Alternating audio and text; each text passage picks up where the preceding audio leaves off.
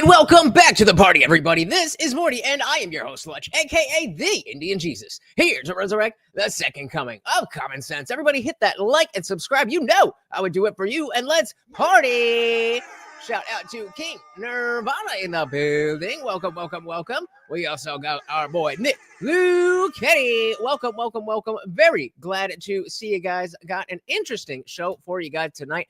Shout out to Tim Pool of the Culture War and other things. But that is what we're going to be checking out. The most recent episode and talks about basically how the red pill manosphere has fallen off a cliff.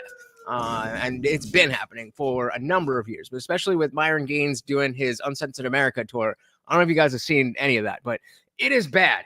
And so he brought in Adam Coleman and some other dude. I forget his name. I apologize to the other dude. But talking about the future of what this discussion is going to be, because the red pill took it over for the last however many years, and we need to get back on track. So let's dive right in. As always, guys, if you can, any of the video, please do let me know.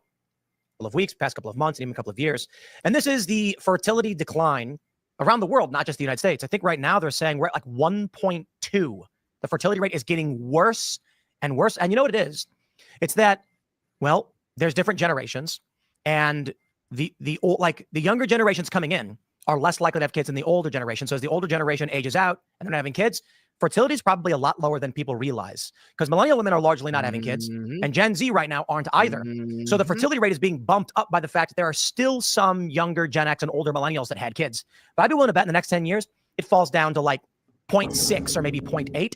So recently Donald Trump said, why don't we do a baby bonus for women? Give a bonus of $5,000. And in typical fashion, the self-destructive left on The View said this was racially motivated. It was white supremacy. And Trump didn't say he'd give you money for a race baby. He just said any baby. But this is where we're currently at. It seems like there is an element on the left that is anti-family. Most of you know this. They hate kids. They actually write news articles saying do not have kids because of climate change. So let's talk about this. I will say the first thing I think of when I hear of a baby bonus is that people are just going to have babies just for the sake of getting that money. So I don't think that, I mean, it definitely depends on, you know, how the law actually works. Obviously, it doesn't make sense that they would get more money from the government than it would cost to have the child. But still, you know, people do crazy stuff. What happens in this country if there is no family? Why we need family? Let's talk about family. We've got a couple gentlemen joining us for this discussion. Not so much a debate, but why don't you introduce yourself first, sir? Yes, my name is Adam Coleman. I'm the founder of Wrong Speak Publishing. I'm also the author of a new book called The Children We Left Behind. So it's a very appropriate subject for us to talk about. And I also have a Substack, adambcoleman.substack.com. Right on. And sir, who are you? My name is Will Spencer. I'm the host of the Will Spencer podcast. For 20 years, I've been preoccupied with two questions. What does it mean to be a man, and what is the nature of God? And those two questions took me around the world to 30 countries, spiritual traditions around the world. Until 2020, I got saved by Christ, and he's provided all the answers to those. And now I host a podcast, and I'm a counselor for men. Wow. So what does it mean to be a man? Let's get into it. Yeah. So the first thing to understand, I think, about what it means to be a man is, you've heard of the Manosphere, Andrew Tate, guys like that. Is he Manosphere? I mean, like, yeah. That is the heart of the Manosphere, unfortunately. But yeah. Formerly Manosphere. Manosphere right. Cracked and sank to the bottom of the ocean. Yeah. Yeah. It was like 10 years ago they called it like the red pill subreddits and stuff. Yes. Now red pill means something different. Yes. So the Manosphere, it grew popular because it said that what men do. Men build strength, men build wealth, and men acquire women, let's say. Sleep. The red pill was primarily about like the game, based on the game and based on sleeping with lots of girls. Let's put it that way. Yeah, and if you remember back in the day, the pickup artist crew, there was that guy Mystery who always wore the big hat, and some other guys I don't even really know, but it's been around for a while. And then of course there's the book The Game by Neil Strauss. So that's what men do, but where it gets things wrong about men is that's not what men are for. Men are for protecting women. Men are fighting bears. I like that. Men are also for that. Yeah. Yes. And sharks. Yeah, exactly. So men are for protecting women. Men are for having children. Men are for building strength and wealth and a legacy. So the Manosphere says what men do, but it doesn't say what men are for. Men have a purpose. Men have a God-given design. Indeed. Well, so what's happening? I mean, why are we in this very obvious to everyone phase where families are broken and people aren't having kids? It's feminism on both sides. With women, we call it feminism, but with men, it's this incel culture that comes from the red pill manosphere mentality. Well, because families have been broken for quite some time. I think one area, obviously, there's the economic situation where obviously it's difficult for someone who is older Gen Z or even a millennial like myself affording a house. It's very difficult to. And not being able to purchase a home kind of slows you down with building a big family, even if you want it to happen. But I do think there's an element of the millennials, the Gen Zs, they've seen what dysfunction looks like within their own home. And that is scary. It is scary because they saw mom and dad fighting, or they saw dad not in the home. They saw constant dysfunction. And so to them, the idea of marriage and the idea of having children seems like a massive risk. And it is a fear that they don't want to come anywhere close to because they don't want to repeat what they saw at home. And often we repeat the behavior that we were surrounded by. So I do think that, and of course it is a risk, but the overall message should be that is a risk that you should be willing to take because you're prepared to do whatever is necessary. That's a big element of fear that is stopping this from happening. And now in social media era, we have propaganda, right? So we have propaganda that backs up that fear. Don't do it, and here's why. And obviously we can point at like divorce rates, right? But these are all things to affirm the fear that people already have. Someone like myself who wanted to get married, those divorce rate stats, you made me aware, that's not going to stop me because this is something that I wanted to pursue. So the people who are on the edge, who are a little bit scared, the propaganda element is something that is actually slowing them down. Yeah, I think it's true. Divorce courts favor women. Right. No fault divorce has turned marriage into dating. Right. People no longer view their oath as an oath. You go before a priest or a judge or however you've done it, and you're swearing an oath. Now it's just kind of viewed like we're going steady now, and then at any point you could be like, you know what, I'm not feeling it. Let's leave. Mm-hmm. And so I think no fault. And that's what happens when you take the sanctity of marriage, whether, I'm not even talking about, gay marriage versus, I'm just talking about bringing it into the government, making a legal thing. It's going to lose the sanctity of matrimony that once was. Divorce has been disaster. I think issues like that have terrified young men. You do mention the propaganda, but a lot of these young men are just like, there's too many stories where a dude works his whole life, buys a house, builds a family, and then he's 43 and his wife says, I'm leaving you, takes the kids and kicks him out. And now he's bachelor, dishonored, shamed, with no access to his kids. And so there's a lot of young guys being like, man, better to be single and travel around and do whatever you want than find yourself in that circumstance. I'm curious what do you think? It's really hard not to take on that mentality. I'm 35 and I'm not actively dating. I'm not looking for anything. I do want a family, but because of all the things that he just mentioned, I've realized it's not. I'm not in a position to to present myself to the market as in a way that I think would bring in the types of women that I want to be with. So I'm just chilling. Think about this. I think anything good in life takes risk, right? And that includes relationships. But I also think that a lot of young men, especially someone like myself, where I grew up without my father, I didn't know how to pick a woman. I didn't have a father or even like a household relationship to mimic. It's very easy to end up with women. Yes, they'll sleep with you. Yes, they'll make babies with you and they'll live in the house that you provide for them. But are they women of character? Do they actually want the things that you want? Or are you just marrying the first woman who slept with you for a long time? Mm-hmm. And often I've listened to, obviously there are legitimate stories. These guys are great guys and the woman's doing X, Y, and Z. Anytime I make a mistake, I try to look at, all right, but what's my part? Where is the red flag? Because in all these situations, there's some sort of red flag. And if I find out that in your story, well, she used to be a stripper. And it's like, well, that's very high risk, right? You can't like, don't be mad that this is the outcome that you got. Like there's usually something that they overlooked because they didn't know, not that these men are bad. Mm-hmm. They didn't know what to look for in a love makes you blind quality woman. And in many ways for some women, they don't know what to look for in a quality man, right? So there's a demonstration of what a healthy relationship looks like that they're lacking because they didn't see it at home. And honestly, for a lot of these guys who are really fixated on Manosphere red pill type of content, the good content that comes from the Manosphere red pill is actually stuff that your father would have told you. Yep. And that's one of the most frustrating parts, as you see, of our running poll. How do you feel about the Manosphere? We have love it and hate it. We have don't watch, or some good points, but bad stuff. And we are split 50-50 between the two middle options because, unfortunately, there is a gap in that type of knowledge, at least with average millennials and Zoomers. And the exactly what he said. There's a guy I follow on TikTok who literally starts every video. He's like, "Welcome back to shit your father should have taught you," or something. And it's basic little stuff, but it's stuff that if you didn't know, then, or if nobody taught you rather, then how would you know? The true stuff. Yeah, the true stuff. Like what? Is that what this was? Bro. Well, for one, confidence is incredibly important. Low-key shade. Not to chase women, although some of these guys tell you to chase women, or at least to buy women.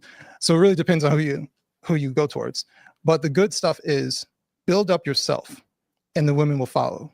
Show yourself to be a man of character, and the women will follow. When you chase women, then you end up with the wrong woman. You know what I find fascinating is that before we go to that, I mean, the old saying, as they say, you will never lose. You will never lose women chasing money, but you will definitely lose money chasing women.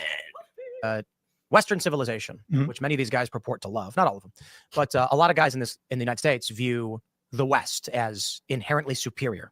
It's completely built upon monogamy and a family-based moral tradition.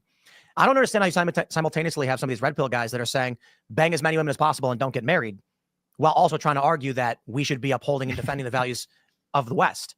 Because it's just like feminism. It doesn't need to make sense. It just needs to make you feel good. Right.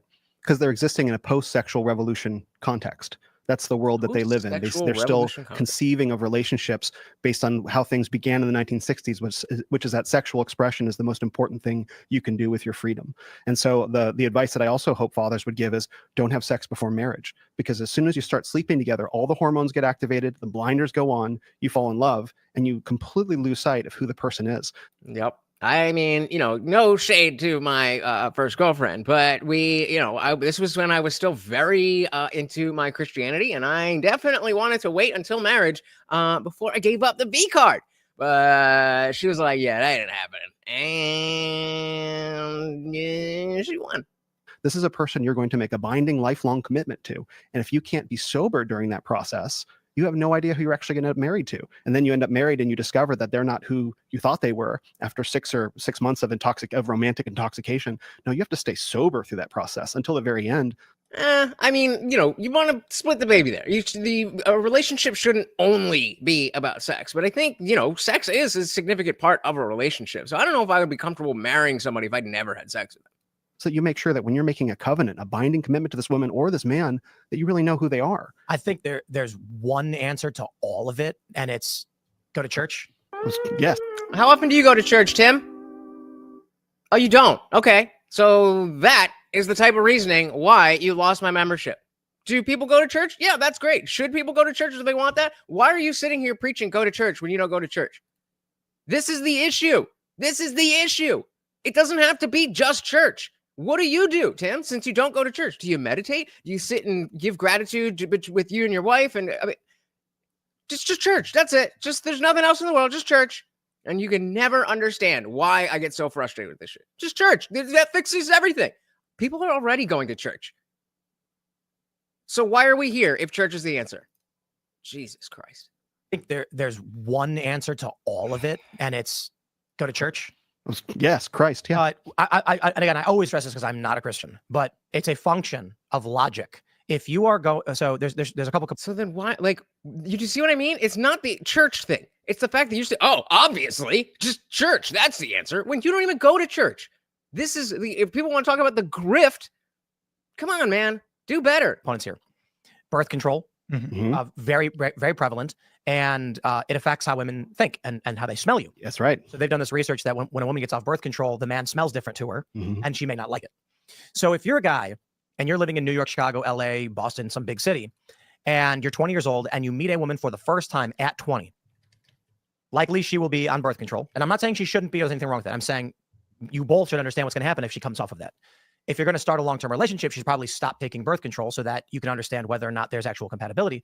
But the bigger issue, I think, with this is that relationships throughout the past several You would 1,000 be years, forgiven for probably thinking longer, but that the you best grew up in the same. Let's do a little side quest here. So they were just talking about, the pheromones and how that how that can affect your perception. They've done experiments where you would have a bunch of different type of men working out in clothes, and then they put them directly in a bag. And then they have different variables of like people, women on birth control, women with IUDs, and I don't remember exactly what it was, but exactly what they're talking about. The women who were on birth control had different reactions to the same type of men. Or I don't know. I have a video here. Let's take a little look. A little side quest. Same way as your spouse. You would be forgiven for thinking that the best way to smell attractive is to cover up your natural scent based on the size of the market for high-end fragrances. But what if our own smell was the key to impressing a date? It sounds strange to say that body odor can smell pleasant. BO is made up of gases released by bacteria that live on our skin, digesting the chemicals that we sweat and excrete from our bodies. But the smells that those bacteria produce can change depending on our health, diet, age, genetics, and any number of other things. Body odors contain various compounds. Some of those compounds are stable, some of those compounds are variable, and some of those compounds Really, BBC? You couldn't pick anybody who could just articulate a little bit better than this? are variable to a very fast extent. So let's first start with the stable compounds. Those are genetically related, so we cannot change them. Well, I'm not sitting through that. Did they? Okay, so let's see if they're talking about the experiment here. Our genetics play an important role in determining the smell of our BO, meaning that everyone's smell is Shout out to BBL Stank! unique to them. We know this because twins' BO is so similar that test participants are able to match two t-shirts worn by twins when mixed up with other random t-shirts. In fact, participants in this experiment couldn't tell the difference between twins' t-shirts and two t-shirts worn by the same person. Our noses are surprisingly perceptive to human smell. Okay, so this isn't exactly what I'm talking about, but you get the idea that they will take clothes containing body odor, and depending on your chemical makeup, it can really change how you perceive it. Shout out to Bambi. Welcome to the party. Good to see you. So, And Bigger long-term relationship, she's probably stopped taking birth control so that you can understand whether or not there's actual compatibility. But the bigger issue, I think, with this is that relationships throughout the past several thousand years, probably longer, but you grew up in the same way as your spouse. That's right. Now, I think one of the big problems is you're going to be from New York. You're going to go to school in Boston. You are 20 years old, meaning you're an adult already, and you meet a woman and your lives are completely different. Right. You're from an inland area where you grew up in the woods and the mountains. She's from the coast where she went boating. You have very little in common, but college. Now you're at college, you have similar professors. And so your lives, just for this moment, are near each other. And you're having conversations. And you're talking about, oh man, school yesterday, the class yesterday, and the professor, he was so dumb. And then there's a concert, we're going to go do that. And your similar interests find this point of inflection. And then when you leave college, let's say you stay together, you decide to get married, all of a sudden now you're the person who wants to go for a hike. She wants to go for a boat ride. You have completely different expectations and worldviews. Yeah. So I think one of the challenges we're facing. And of course, this is a frustrating aspect of the fact that the red pillars do talk about this. And they talk about, it used to be Susie from the middle of Ohio would just be able to date, the guys in her small town. And now it's opened up to the entire world. And that doesn't help. So as bad as the Manosphere can be, they're right about some stuff.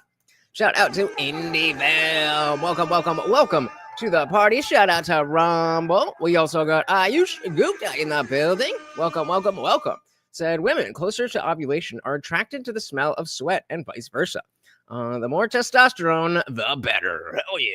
Hell yeah. Yeah, that's I was talking about the study where they had men working out, and they take the clothes and put it in a plastic bag, and then the women smell it and see which ones they like and don't like. And I don't remember exactly what the experiment was, but yeah, something along that. Hey, shout out to Guam Tag. Welcome to the party. Very good to see you. Yeah, apparently you are the last one from the middle of Ohio that found a girl from right where you grew up, right? Yeah. So people definitely are familiar with this, but it's not as widely known as you might expect. to go for a boat ride. You have completely different expectations and And so, the point that he was making, that Tim was making, is that because that exists, then you might start going out with somebody while they're on birth control, and they like this, that, and the other. Then down the road, she's not anymore because you want to have kids, and this happens. Now you're the person who wants to go for a hike. She wants to go for a boat ride. You have completely different expectations and worldviews. Yeah. So I think one of the challenges we're facing with family today is that you go back 100 years. You both grew up in an agrarian culture. You both grew up working on farms. You both expected your spouse to be like your parents or your neighbors. Mhm. And so your wife is like, I want to tend to the kids and cook dinner and make food and take care of some animals while you go hunt. And then maybe you're a blacksmith or something. And the guy says, that's perfect. This is the greatest thing I've ever heard of. You get married and you have the exact same expectations, moral values, commitments, and views on oaths. Mhm. I don't know how you repair that. I mean, Well, I thought we just all go to church, right, Tim? you go local ultimately, and there's an important element to what you said, that your parents in that scenario, in that small town scenario, they know each other. So her parents have seen you grow up since you were a little kid. You know, your parents have seen her grow up, and so it's not just two individuals choosing to come together. It's actually two families that are merging each other, and that creates such a stronger structure around the married couple that we just don't have. And to continue from the example that you provided, this couple comes together in college, they get married, and then they're still on their own in the city. And so if they want to try and build a traditional life in the city, they have people living sort of a more modern lifestyle. So the pressures away from the traditional life are enormous in the cities, and so they're essentially on their own. How can human beings in the span of a couple of decades completely destroy their way of life? Honest question. Feminism and the man version, Manosphere. But this Well, is, it took longer than a couple decades. I maybe 100 years. You could probably go back to the 1800s and some of the liberal values. They flowered in the 1960s, but the process was underway long before then, particularly in the 1950s. Like the Kinsey Report was a huge deal that we don't hear about today. Right. What I mean is, even if you go back to the 1800s, people were still largely agrarian. We were coming to the point of industrialization, and it is true. This is where things started to change. Technology started to come into place. Industry started to grow. But that's so. Either way, within the span of a handful of generations, the way of life for humans, wherever you were from, was largely similar. The life you lived was the same life your grandfather or grandmother lived. Now you're in a city by yourself. Your parents are thousands of miles away or wherever. You met a person for the first time. Within a few months, you're like, hey, this is going pretty good. Maybe we should get married. But you don't actually know each other. You've not experienced life together. This is within the span of a very short amount of time relative to human civilization, and a complete inversion. I don't think it's possible for humans to make that work. It's definitely not possible for it to work. The question is, how do we reverse it and get back to, some semblance of what we had? And of course, the answer is not just go to church and everything will be fixed. It's to make sure that people have the values that you would get at church, whether or not they are going to church. All you're talking about is community, which is an amazing and central thing to human civilization. But that's what it is. It's not going to a building every week. Well, and just to kind of rephrase what you were saying before, the scenario that you gave, the problem is that we're dating strangers. Like, we don't know anybody. And what you were talking about as far as families coming together, they already know each other. That's called social proofing, right? So we increase the likeliness that relationships are going to work out because we know someone who knows the person that we're trying to date. We have some sort of social proofing as far as safety, as far as interest. The list goes on. All these different qualities that go beyond, are they attractive? Do they seem nice?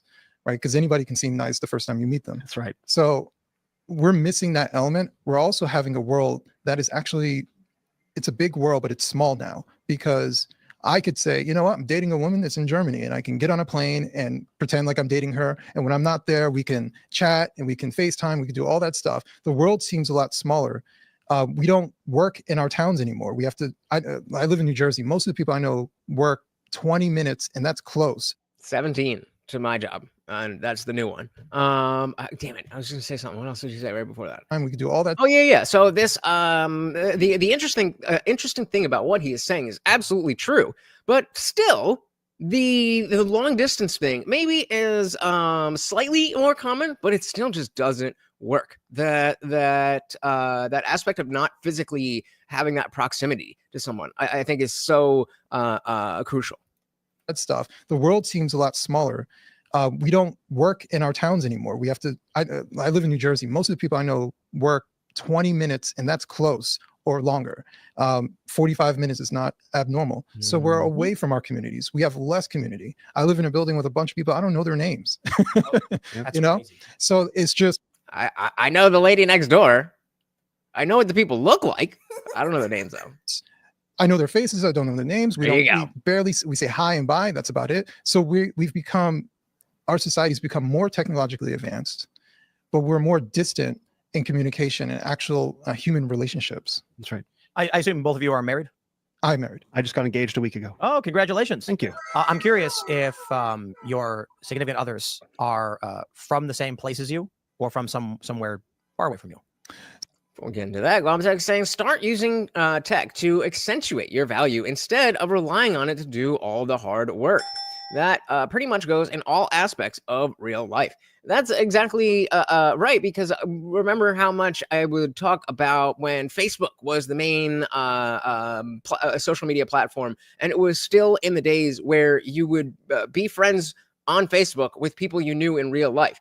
And social media was a way to enhance your real life. You'd make plans with people over Facebook to go out and do something, or you would meet somebody as a Facebook friend and then be more comfortable meeting them up in person, and using it to exactly what Glomzak is saying, accentuate your value instead of relying on it. That is a good step in the right direction. So my wife, I've mostly lived in New Jersey. So my wife is from Brooklyn. That's Relatively. North Jersey? Yeah. Okay, it's basically the same thing. Yeah, it's close enough.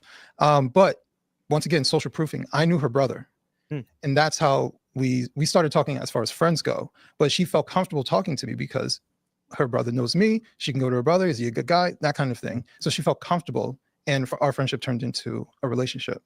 The reason I ask is because, as I was saying about growing up together, I hear from a lot of guys. They'll be like, "It's so hard to date," and I think the reality is. It's not as difficult if you are hanging out with, if you have friends who are from similar areas. Not to say that it's impossible. Like, obviously, there's tons of successful marriages from people met in college. Well, that's what, now we get to the third spaces that people don't go out anymore. So there's nowhere to go meet those people, even if you did, except for the bar or, something like that.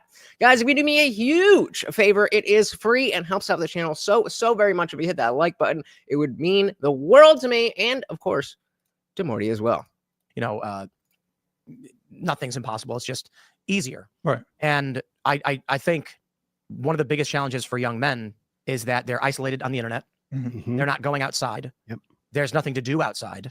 Or, I mean, there are tons of things to do outside, but there's no social incentive anymore. Like you were mentioning, we don't know our neighbors.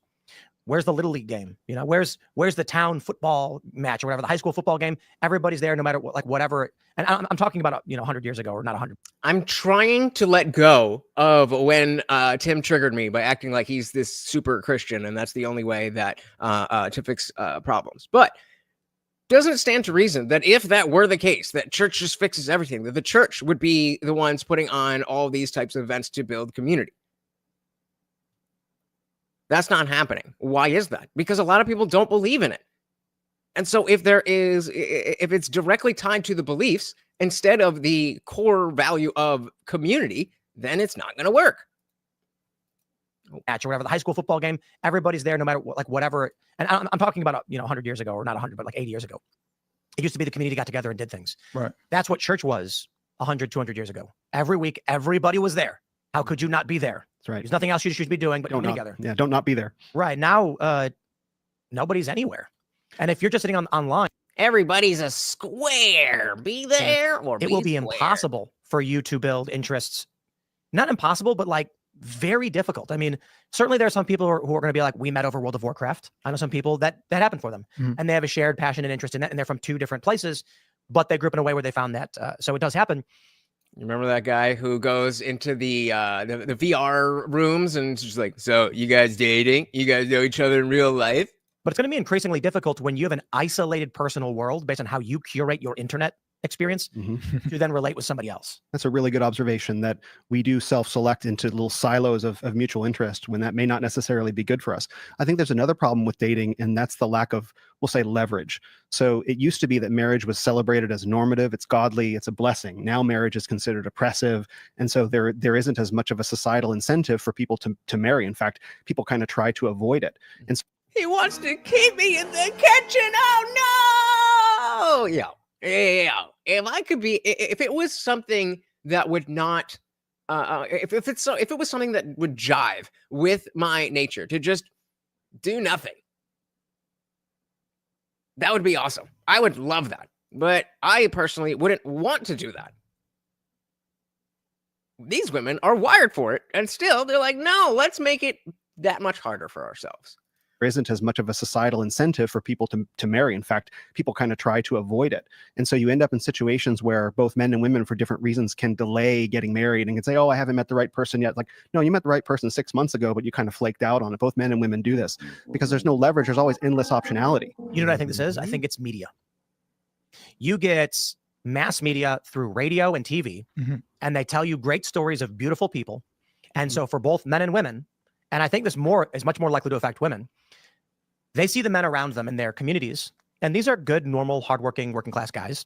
And then they see on the TV Brad Pitt, and they're told that there are better men than this. All of a sudden, their view of what is a 10 and what is a 1 skews in a ridiculous way. Yep. Shout out to Homath, who perfectly illustrated how this is. And basically, women see if we're using the typical rating scale of you're a 1, you're a 10, they typically do not even register any man that they deem under a 6. So if you're an 8, then she might see you as a 6, and so it registers. But if you are a true 6, you're not people.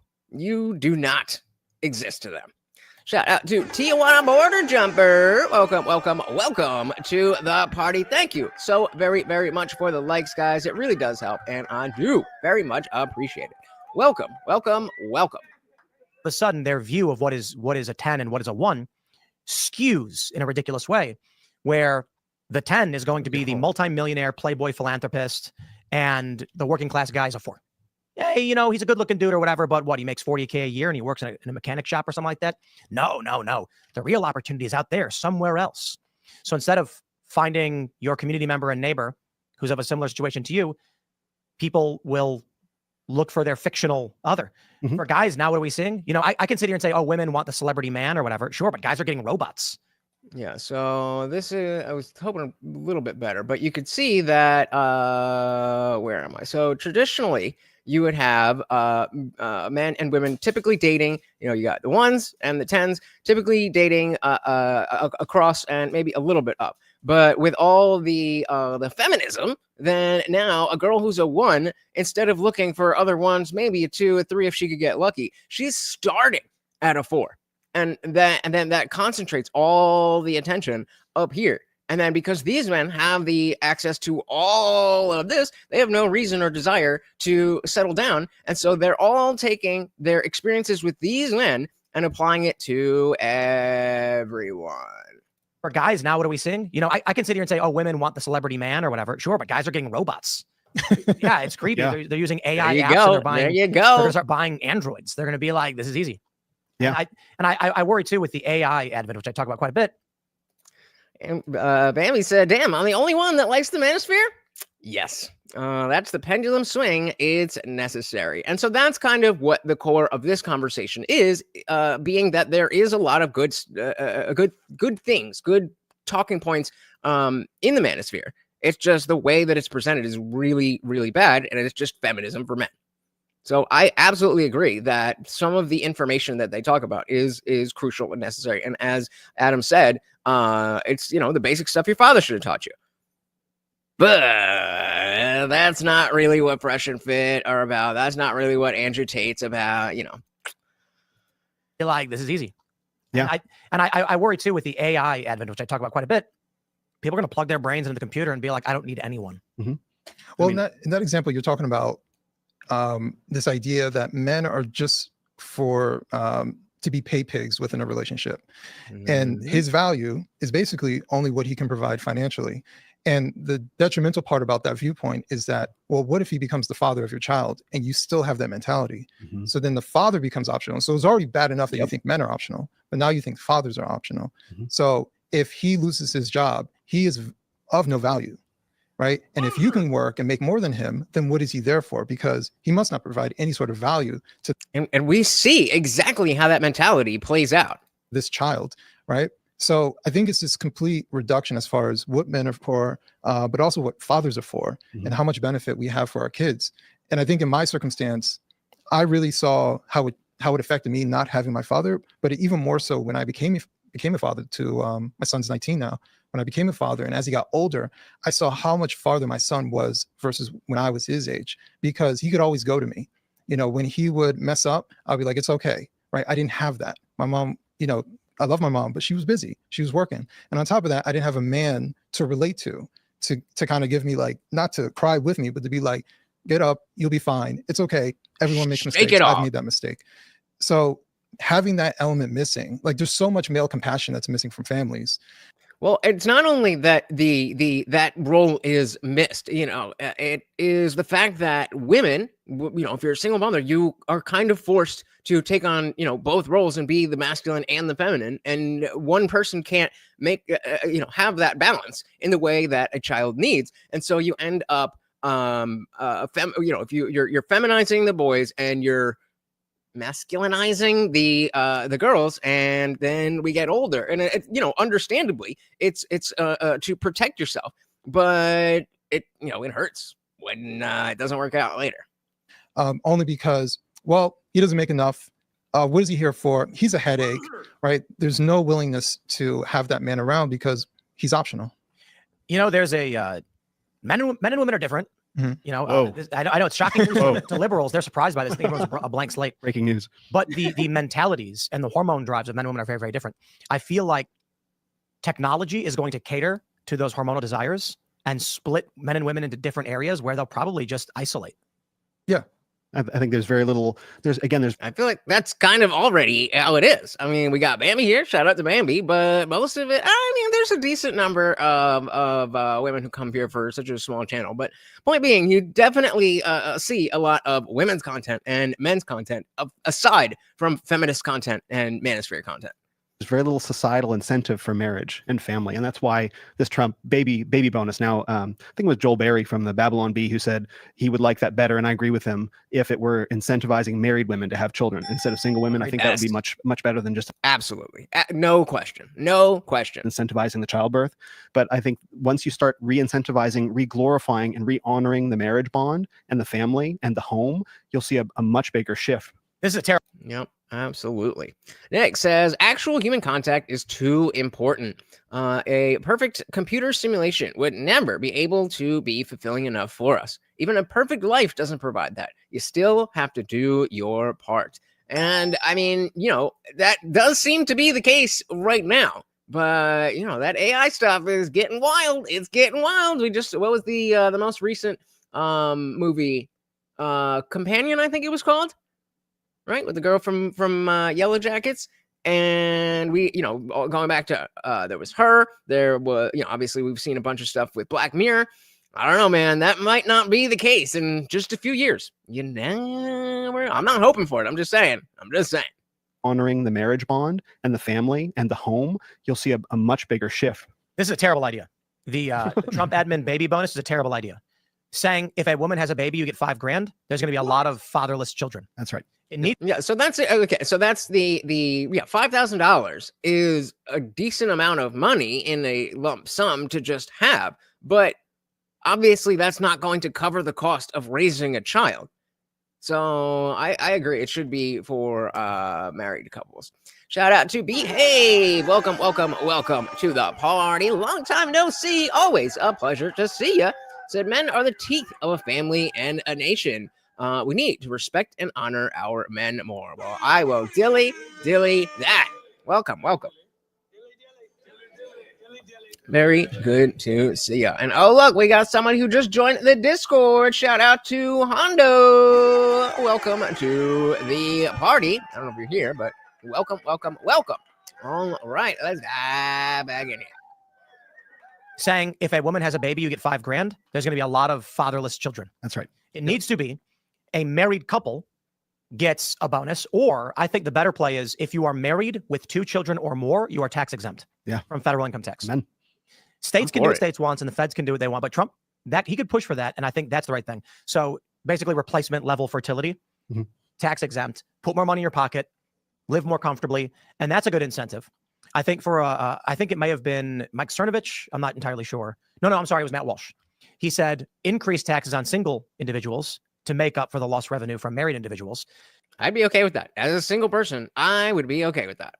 And there is a mathematical issue, and that is, what if everyone just then gets married to avoid that? Yeah. But you've accomplished something tremendous if each man has 2 kids. You've solved fertility, and the government's taxing less. So it's just like a win-win-win, isn't it? It is. Guys, let's go. I would like to see people incentivized to have children for more than economic reasons, though. Right. I would like to see them to see. Yes, but you have to start somewhere. You have to start. I completely agree that that is not the best reason to have a child, because you're going to get $5,000. But the idea is that it kickstarts a cultural thing where we start to see that as a more positive thing, and then you don't need the incentive.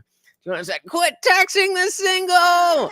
Nah, man, I'm here for it. That I will. I mean, if we're getting rid of all taxes, then I'm fine with that. But that's going to incentivize people to want to, see what's good, instead of having this uppity attitude that I'm a queen, I deserve the world, and da.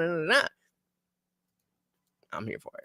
Children as a blessing from the Lord. I would like them to see fruitfulness and family as things to be celebrated for what they are. This is a good short-term measure, but unless we reevaluate what family is and the meaning of home, I don't think it'll ultimately have the long-term effects we want it to.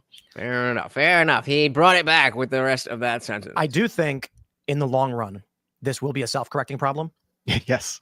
Conservatives select for, let's just say this. Conservatives tend to be substantially higher rates of Christianity. Being Christian doesn't actually mean someone's really a Christian, Right. but there is still a higher tendency towards this. So I do think you're going to find a minority of the population that are actually adherent to their faith.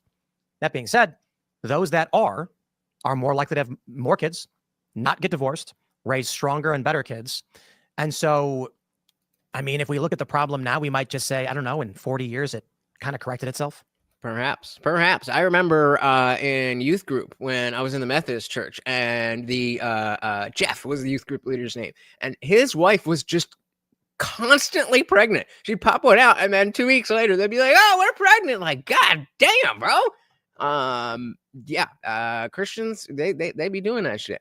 Shout out to Sam Willard. Welcome to the party. Very good to see you, buddy. I mean, if we look at the problem now, we might just say, I don't know, in 40 years, it kind of corrected itself. Yes.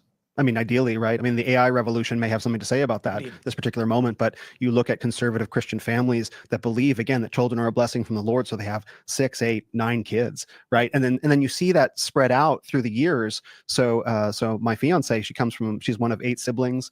There's, you have 16 married people in that family, 25 kids. It's 45 people. It's like That's a lot of power. Really quick, let's take a little break and watch this.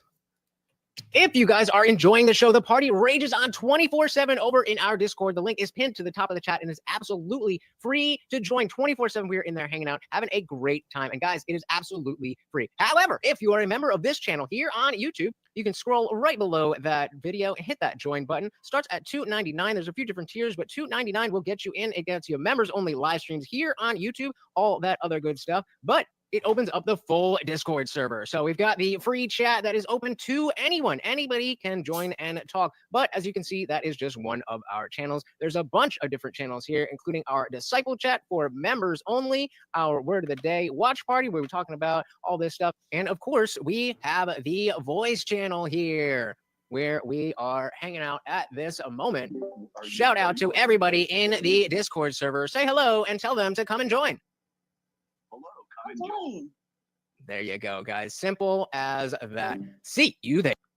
All right. See you there. You have 16 married people in that family, 25 kids. It's 45 people. It's like a battalion. That's exactly right. But it's so beautiful to see versus the family that I come from, which is significantly smaller and shrinking. And so my Yep. Sam said, it doesn't seem like it's getting better to me. People are afraid to talk to each other. Yeah, there's definitely an issue with the social skills that kids have. This is something that's also come up a lot in the in the work world, where younger people are just not able. They don't have the social skills to just have a conversation with just have a normal conversation with another human being. They just don't know. Sam's having issues with his D. Well, I hope you fix that. I hope you're okay with that. Bambi said, I don't think people are afraid. I think people loathe each other. I know I do. Fair enough. That definitely is a part of it. And then, of course, we have the semantic obfuscation. Words used to have a strict meaning, and now it's just whatever I can make you believe it means. That's what it means. Gotta stop the semantic obfuscation. Beautiful to see versus the family that I come from, which is significantly smaller and shrinking. And so my own life is a testimony to, you see children as a blessing from the Lord. You see fruitfulness that spreads out, and you solve the problem over time. And families that don't believe that tend to shrink. Indeed. Well, a lot of it starts with feminism and the Manosphere stuff that gets men to just hate women and women to hate men. That's definitely a start. I could be absolutely wrong about this, but are we overreacting when it comes to fertility rates? I mean, it's not to say that fertility rates aren't going down, but the necessity to keep it at a certain level. Because part of me thinks that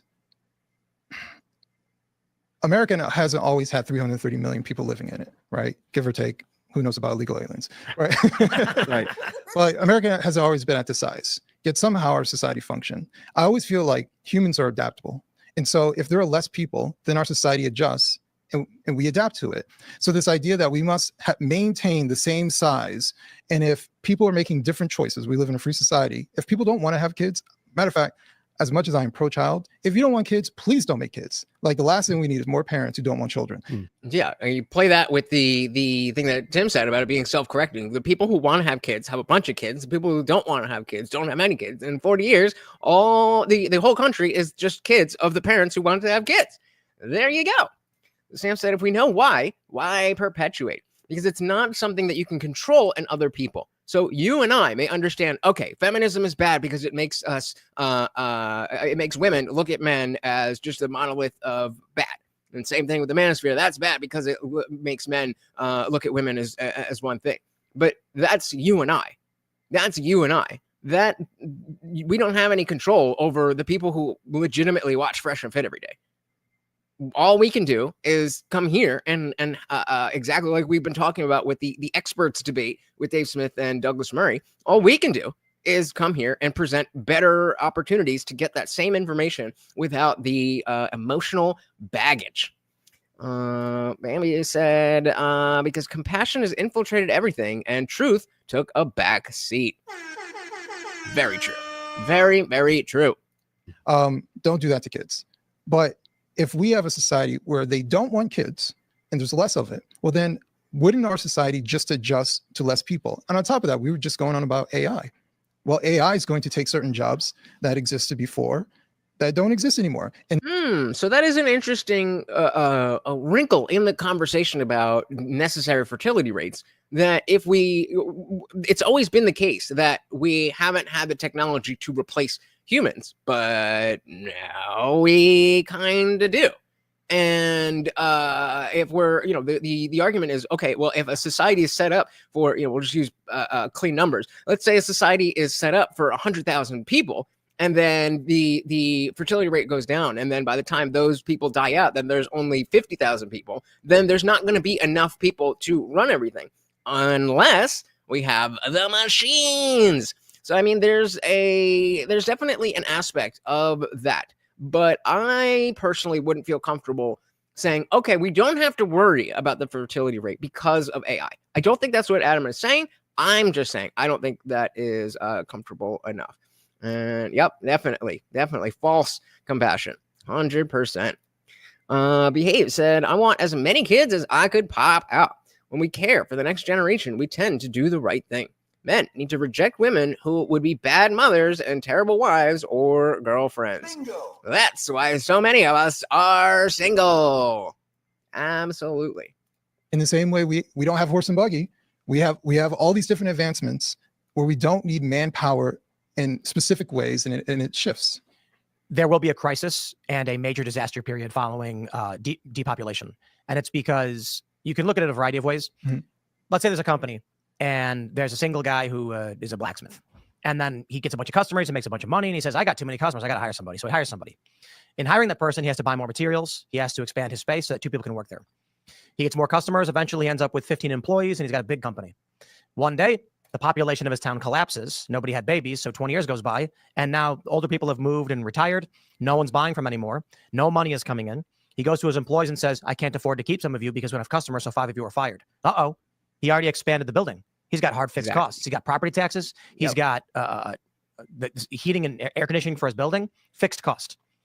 So in order for what Adam is saying to be relevant would be to say that all of the machine learning, the AI stuff has to not only do the job that the human can do, but can also, I guess, cut the cost enough that it's worth it to continue paying for the physical structures that we have, the insurance, the all of that kind of stuff.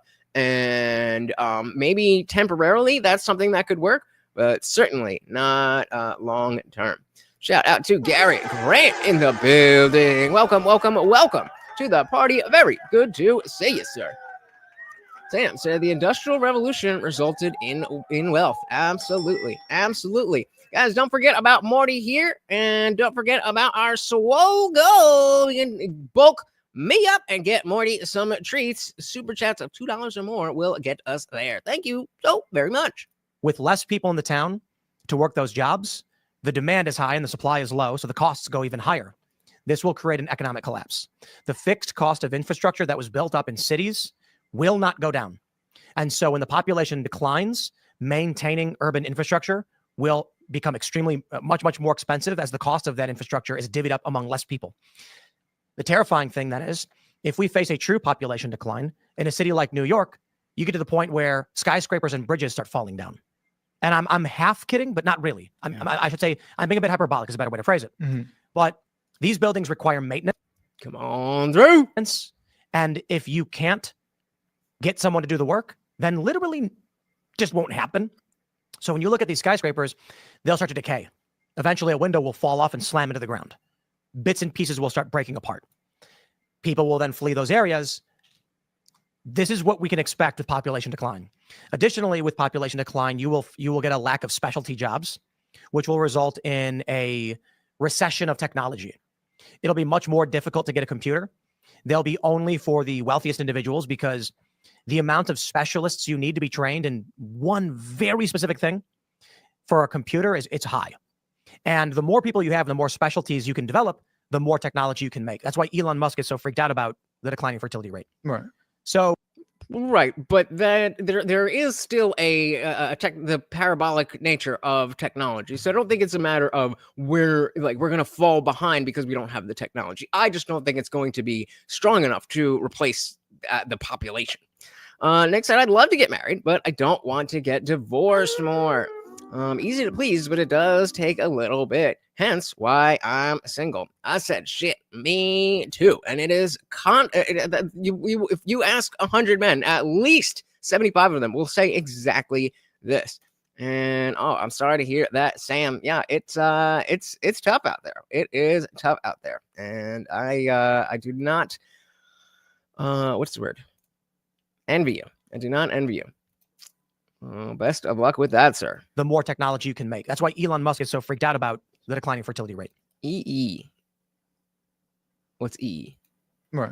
So if we were to see a massive decline in fertility, like we're looking at, I think 1.2 right now. So what's the projection? In 50, 100 years, our population's cut in half.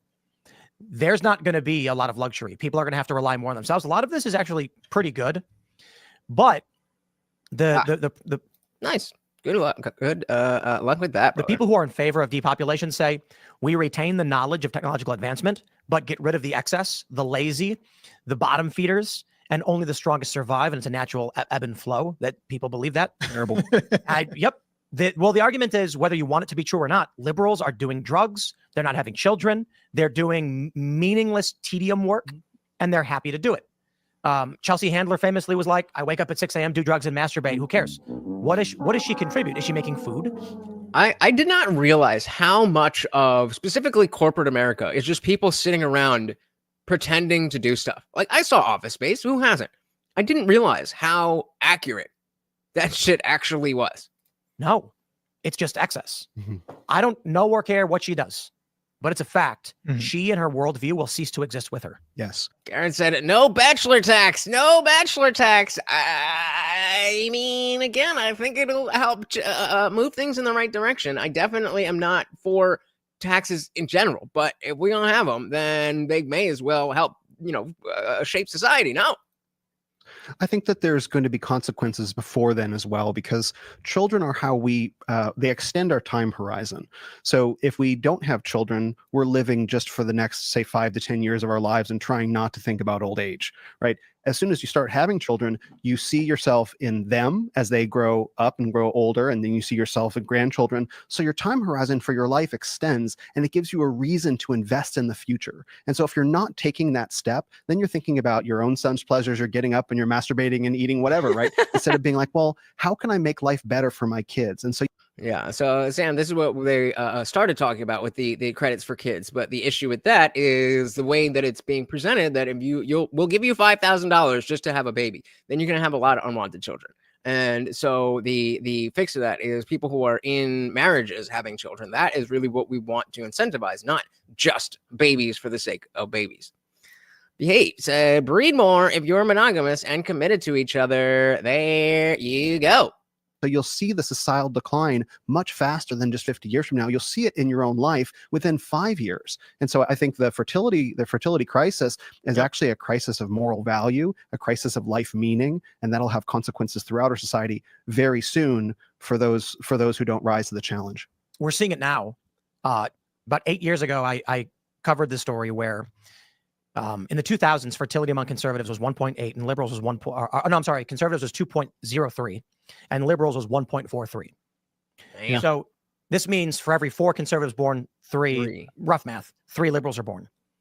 Whether you argue and protest, none of it mattered. The core values and worldview of the children before they're exposed to the propaganda would largely lean conservative. What are we seeing now? They're running all these stories where they're like, Gen Z is more conservative than millennials, and Yep, Sam, you're exactly right. That's specifically what we're saying, where we don't want just the credits for kids. It's tying it to marriage. And, even as single men, we could see, all right, that's a better setup. That's a better setup. What are we seeing now? Because again, the issue, the idea isn't, okay, or not necessarily, the idea isn't necessarily that, oh, because you're single, you're going to pay more. It's just if you are married and have 2 or more kids, you just have to pay less. Shout out to the great G-Man. Welcome to the party. Very good to see ya. Children, before they're exposed to the propaganda, would largely lean conservative. What are we seeing now? They're running all these stories where they're like, Gen Z is more conservative than millennials, and Gen Z is moving to Christ more than millennials. So they say. Half true. We are seeing a bit of an ideological shift as Gen Z gets older, but it's largely due to the fact that conservatives had more kids. Mhm. So there's more conservatives entering voting block Okay. simply by virtue of conservatives having kids. Math. It's just math. Yeah, but I think that's another thing that Tim kind of overplays, because it's not the case that if you are a conservative and you have children that they're going to be conservative children. Obviously, yes, it helps to grow up in that type of environment, and even someone like myself who, I was brought up in the church, and then I am now an atheist, but I still hold those values, and vote for Trump. But I don't. I think he leans on that a little too much. Since the numbers are more for Orthodox people. All right, fair enough. Liberals have abortions and they sterilize their kids. Conservatives have trans their kids. many, exactly. Yeah. And conservatives have tons of kids. Yeah. So I'm not saying that doesn't have any effect. What I'm saying is I think Tim brings it up and relies on it a little bit too often. Do the math. Give it 2 generations. Mm-hmm. I mean, I had a wonderful magical moment that I know many of you listening have experienced when my wife and my daughter, she's got her, on the ground with my mother-in-law on the phone with her mother. So great grandma, grandma, mom, and baby, 4 generations all sitting there giggling and laughing with each other. And it was magic. There you go. Now for conservatives, when they're having their kids younger and they're having more, Mhm. I think, I don't see this is probably why Democrats are pushing so hard on the illegal immigration thing. They cannot replace their worldview. It's gone. And with the sentiments in this country, and I'm like, Soon they're going to be marching against with signs of conservative babies. They will not replace us. They will not replace us. on illegal immigration, I hate to be crass, but it's a self-correcting problem, isn't it? Ultimately, the math will win out. We're good. Let's go party. Well, I mean, the question is, what kind of devastation will we experience until the problem corrects itself? Yeah. Well, I do think that because we were talking about Trump and then credit and all these different things, but I do think it's incredibly important for us to shift the culture. Yeah. We have to talk about. True, but this is much more relevant to your peers than your parents. I think this is definitely because I mean, my parents rarely drink, they never do drugs or anything like that, never gotten arrested, and I got into all of that. And so I'm just saying that it's not a foregone conclusion that if you're conservative and you have a child, that child is going to grow up to be conservative, and vice versa. That's all I'm saying. I think it's incredibly important for us to shift the culture. Yeah. We have to talk about, yes, are things getting more expensive? Yes, of course. But listen, broke people have children too. Like they just do, and they find value in having children. And maybe you don't need this. Like, and there are legitimate situations where maybe you just don't need these things. There's What you talk about, Willis? Are you saying the other things in your life, or you're talking about the babies as things? the value in having a child. You just named a moment where you have multiple generations on the phone. You can't put a price tag on that, right? It is something that it is natural, it is beautiful to experience. And I don't care how much tax credit you give, you can't replace that with $5,000. So I do think that we have to talk about it as far as a culture, the immediate going to, oh, children are a drain, children are this, and this remixing children as being, by virtue of someone else creating them, they didn't ask to be here. Somehow you blame them for draining you, right? And so that's the idea of incentivizing it with money, is to kickstart the cultural view that, oh, this is a good thing. Well, if I'm getting money for a thing, then it must be a good thing. Then, by virtue of people having the children and seeing what life, again, I don't have children, but so I hear, it changes your life. And then people, they see the light, so to speak. Behave, said liberal men make my orchid dry and grossed out. My vagina is allergic to bullies who can't respect my future. My future husband has a full access to pound me till I bleed. God damn. Billy did that.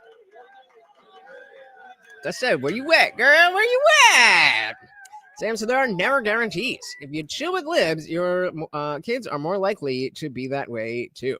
In both ways. Exactly. Them, they didn't ask to be here. Somehow you blame them for draining you, right? And that's what I kind of talk about in my book, this element of selfishness, this element of, I don't want to sacrifice, right? Because once you become a parent, you have to sacrifice for someone who cannot do for themselves. That's what the children, they are unable to do that. Your child can't get in a car, go somewhere, get a job, and take care of themselves. You have to do that. So it means you have to sacrifice time and effort and money. But there is something absolutely wonderful about that.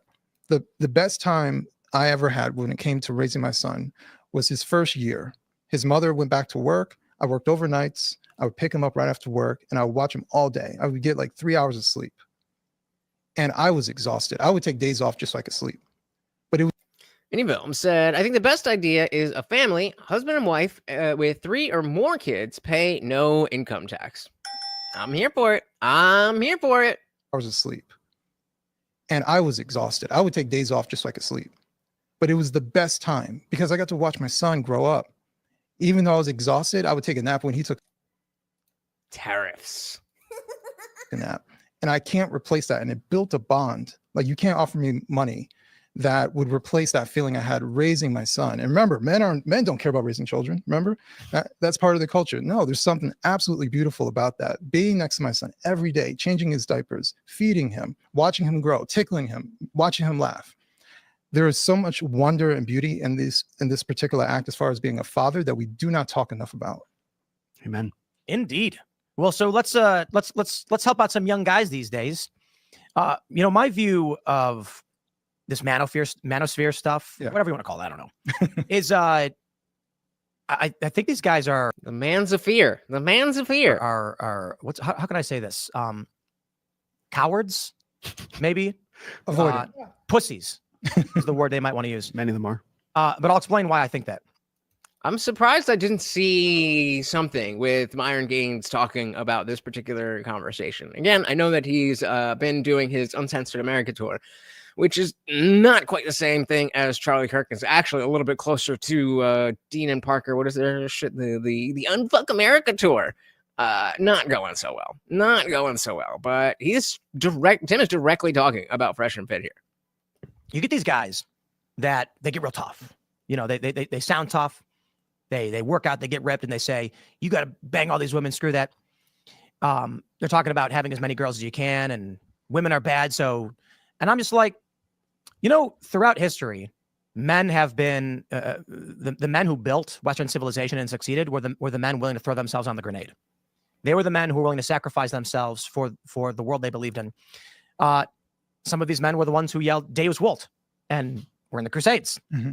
And, you know, as much to the Christians who may not want to hear this, even the Islamic jihadis, these were men who were fighting and dying because they were like, you must live the way I demand it. There was a demand.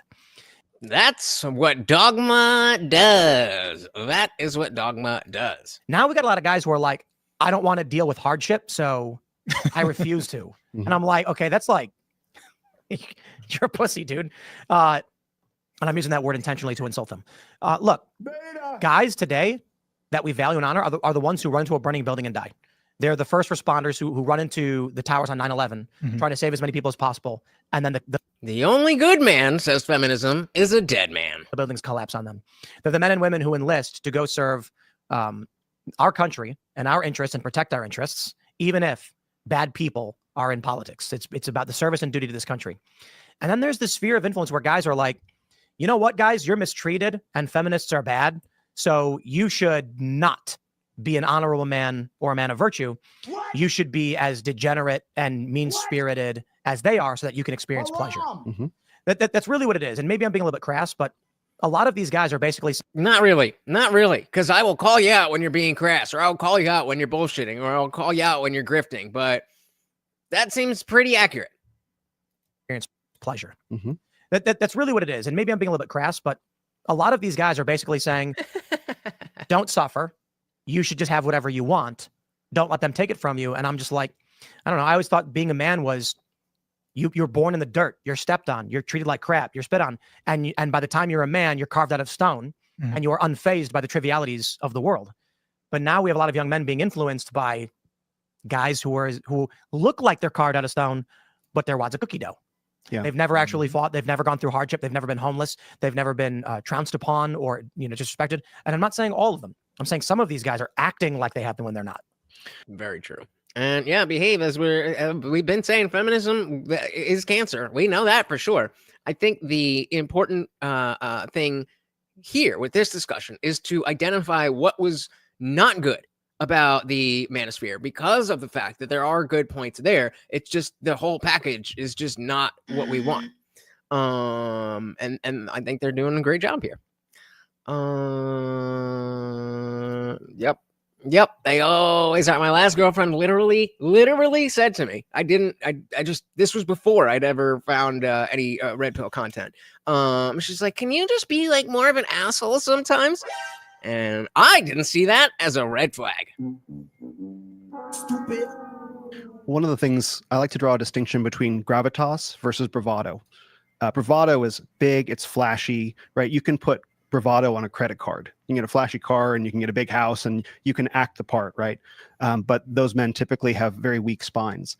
A man who has gravitas creates a sense of gravity around him that's based on overcoming suffering. And he doesn't need to announce himself. He doesn't need to, be flashy. He can just walk into a room and people somehow orient towards that man. That's a man who has righteously overcome suffering. And one of the things I wanted to say about the first responders is men are naturally drawn to seek glory. And of course, being a first responder, being a soldier, rushing into the buildings on 9/11, things like that are naturally very glorious. But we've lost a sense of the glory of righteous fatherhood. We don't honor fathers in the way that we once did in our society. True. Nick said, being naive can really suck. I don't know. They say ignorance is bliss. And a lot of times I agree. And there can be something equally glorious about a father having kids, having, say, 8 kids, whatever, when he starts at age 20 and faithfully works a blue-collar job to support his family, so his kids grow up and have even more kids than he did. And being that man who plants himself like a tree and supports the growth of all of that, that is as glorious as running into... Oh, no, I didn't dodge. I mean, I definitely could have gotten worse. But I was broken by that girl. Oh my God. But yes, definitely dodged a bullet there. Plants himself like a tree and supports the growth of all of that. That is as glorious as running into a building on 9/11, not to take anything away from that. But we've lost the sense of honoring that. And so if we can bring back the sense of glory and fatherhood, God glorifying fatherhood, I think a lot of this stuff will get fixed. How do we teach young men to be men? Their fathers. Well, There you go. It really boils down to boys need fathers. Boys need fathers. Full stop. That's it. get it, but what are we seeing now? We're seeing a large amount of young men are entering their 30s as virgins, and that's not to say that they should be going out and banging women. It should be that it's saying that they should be married and having children by that age, and not to give any special privileges to myself. I wasn't married, and I only had a kid recently. I'm 39, but I think it's fair to say that our society has driven a lot of young men into a wayward area. And in my experience, I would say don't do the things that I did. Find someone you love and care about as soon as you can and have those kids. But a lot of young men are playing video games all day. They're not going outside. They're not engaging in sports. They're eating terrible food. In Japan, make America healthy again. Shout out to Dan G. Welcome. Said in some cultures, 80% of the boys are born without a father at home, and that is a core issue. I mean, we can talk about how to address the symptoms of that happening, but that's all that is. It's addressing symptoms. It's not addressing the problem. The problem is that boys, children, but specifically in what we're talking about, boys need fathers. That is it. Welcome to the party, Dan. We also got Matthew King in the building. Welcome. So dad needs to do their damn job and raise men. Well, that is, there's two sides of that, because it's definitely true, but there is the other side of it, of feminism and the government working together to keep men from being able to be good fathers. Hey, said a woman, not even a queen, can raise a man. I mean, you can raise a man, but can you raise a good man, a strong man, a masculine man? Not without a man. The film said becoming a father makes you more of a man. A 22-year-old married man that has a child is more of a man than the 32-year-old playing Call of Duty. Bingo. I would agree. They're not going outside. They're not engaging in sports. They're eating terrible food. In Japan, they have a group of young men they call hikikomori. You've heard of this? Yep. They lock themselves in their bedrooms and play video games all day and do nothing. And we've got that problem too. Yeah. So if their fathers aren't teaching them, what do we do as a society? Or is the answer really just a bit cynical? We wait. And conservatives who do teach their kids will just out-reproduce them. It's a sad prospect. Dan G said from ChatGPT, as of 2020, is this black? did you do that, or did YouTube do that? And the fact that we all knew it was black is, okay. So what were you referencing then? What were you referencing then? We all knew it. We got him. We know what you were saying. So Dan G specifically, not from ChatGPT, only from his own mind, says as of 20, approximately 82% of all the. I'm just kidding. Come on, man. But that is the problem. That's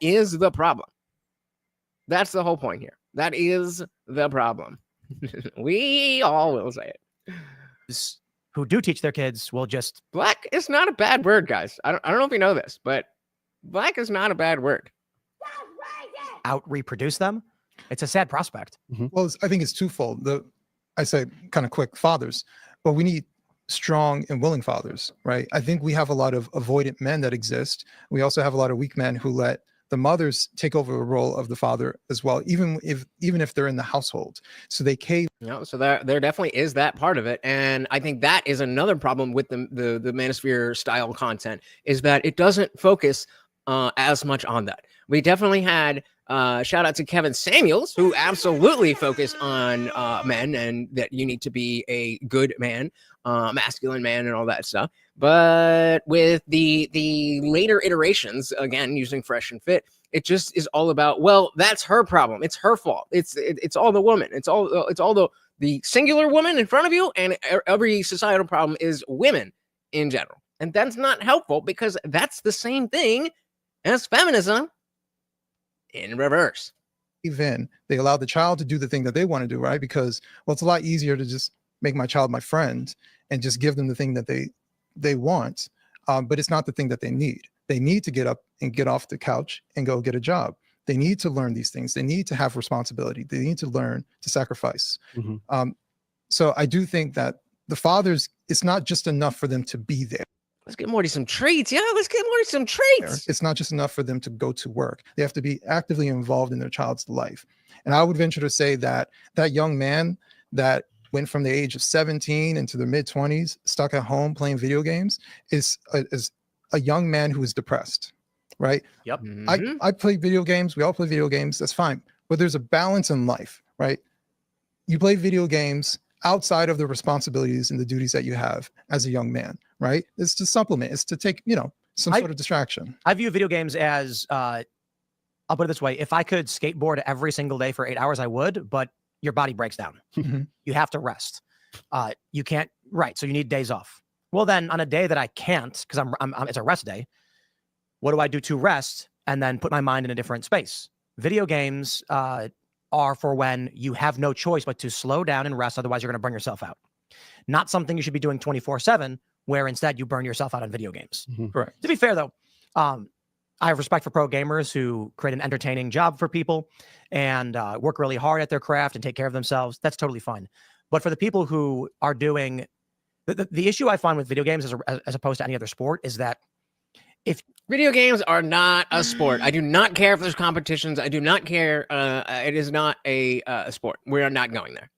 Amy said, the era of princess and gentle parenting. It's sickening because kids are assholes. Yep, you got it. Hey, there we go. Shout out to Indy Phil. Look how happy you just made him. Oh, my goodness. Let's give him a full brick. A brick for the $5. Thank you so very, very much. And of course, that makes you the new sponsor of the stream. Very, very, very much appreciated, sir. Shout out to Indy Phil. The issue I find with video games as opposed to any other sport is that if you're doing a sport as a hobby and not a career, you're in shape. You're going to be healthy. You're going to live longer. You're going to be sharper. But if you're doing video games all day and nothing else, your mind might, your dexterity might be pretty good, and your mind might be quicker in some respects. But without the physical activity, you're going to be weak, out of shape, and it's going to be hard for you, and you will get depressed, as we know. Fair. And I am not a gamer. I don't own a gaming system. There is Steam on this computer because I thought that eventually maybe I would do something with gameplay and something, but it doesn't really interest me. That being said, it is kind of gatekeepy to say the only time you should play video games is when you are forced to stop and you have to rest or whatever. I think, like Sam said, anything in moderation is fine. It's the obsession. It's the compulsion where I need to do this. Otherwise, I'm not going to have a good day. I can't focus on anything else unless I play my game. That's the issue. You're going to be weak, out of shape, and it's going to be hard for you. And you will. I've seen some swole ass gamers. I'm just saying. We know one of the easiest ways to cure your average depression, not like serious, defective depression, is just exercise. Right. You go for a run, you get a dopamine release, and you feel really good. And they say for people who are depressed, you need to start exercising. And I think for a lot of guys, that's probably it. It's a good start. Yeah. So I think the trick here is, how do we properly motivate men? Now, I'm like you. I came to a lot of this stuff later in my life, and I don't want to come off like, Will is the authority about all this stuff. My authority is God's word. And God says to be fruitful and multiply, fill the earth and subdue it. Do we believe that that is good and just and righteous and beautiful and glorious? Do we believe that? Because if we really believe that as both men and women, then we will obey that and we will discover the blessings of that. Sure, great.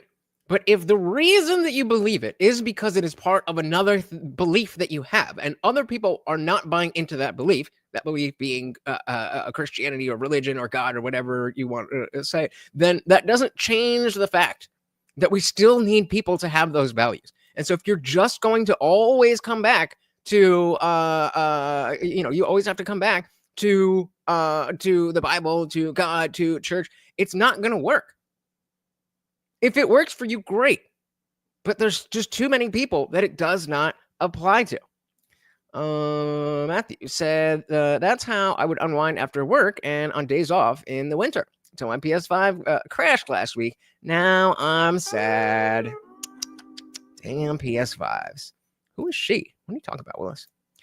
Anyway, I'm not an expert, just an amateur, but I think someone on here is ovulating. I wasn't going to tell you guys that I was ovulating, but hey. If we really believe that as both men and women, then we will obey that and we will discover the blessings of that. If we want to say, I don't know, I don't think that that's so good, then you're not going to find the right way to motivate people. You can incentivize people with social shaming. You can incentivize them with $5,000. You can put them on the cover of a magazine. But ultimately, unless you believe in your core that being a father, being a mother, having a family is glorifying in the grandest way, I don't think you're going to have the strength to get through it, especially not today, because our entire world is set up for single people and incentivize a single people. It's an uphill battle. You will be swimming upstream if you want to be a righteous and a godly husband and a father. And so what will sustain you through those challenges? You have to do it for some reason bigger than yourself. And doing it for Western civilization, I don't think even that's big enough. It's hard. Find my DMs, girl. What's good? When it's hard to get a single individual to change their life for a society that's broken. Shout out to Mark D. Welcome to the party. Signing an old fashioned. Well, I got a little something similar there. Dilly dilly to you. Dilly dilly to that. Welcome to the party. It's hard when it's hard to get a single individual to change their life for a society that's broken. Yes. Okay. Me too. But why is Tim Pool driving you crazy? Because I have my own thing. But why is he driving you crazy? It's hard to get a single individual to change their life for a society that's broken. Yes and no. Yes and no. Because when you can show them a picture of something that's so much more beautiful than anything they could have imagined, and you inspire them with a vision, that can get them to change. That's true. I suppose it's optimist versus pessimist. Yes, but I think it's even deeper than that. Yeah, but I'm a realist. I think there's a longing that's built into every human heart to want that. And I think it's been buried, and I think it's been suppressed, and I think it's been shamed, and I think you have institutes like The View that are doing that. But ultimately, I think it's part of us as a being. And if you can awaken that in somebody, I think you can find them change very, very quickly. I hear a lot of excuses from people throughout my life. There's always an excuse. And yes, speaking my language, Sam, you are speaking my language. It doesn't have to be religion. If it is religion that makes you be a good person, great. But there's too many people that don't believe for us to just say it can only be religion. That does not work. So Mark said, Tim Pool is driving me crazy. He's such a fake. And that stupid question he asked at the White House the other day proved it. How so? Because I thought it was a little bit cock gobbly, if you will. But I think it, as a first time in there, you do kind of gotta, play the game, so to speak. Play the game.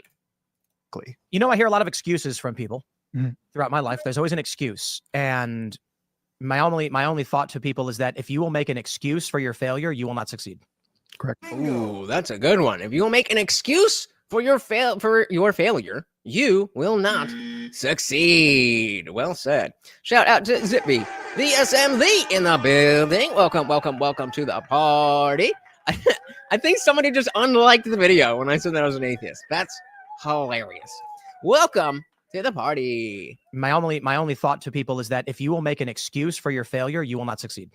Correct. If I was a TinCast member since January of 2021, and I recently was just like, I can't do this anymore, man. I can't do this anymore. He's too much of a doomer. He has his talking points, and then finds a way to bring everything back to it. And then he'll do stuff like he did at the beginning of this, and say that I have the answer to fix all of this. Church, when he doesn't even go to church. So clearly, there is other things that you can do. And when you push this rhetoric that it has to be religion, then the people who don't believe are just like, oh, okay, well then I'm not with you. When we all should be together on these values, whether we believe in a God or not. Is that if you will make an excuse for your failure, you will not succeed. Correct. If the journey of 1,000 miles begins with a single step, and I hear over and over again people make excuses for why they're not able to do something. And one of the most annoying to me is, if I only had the money, then I'd be able to do it. Right. And that is one of the most common things. Yeah. And I'm pretty sure Jeff Bezos didn't have the money and was nearly bankrupt several times with Amazon.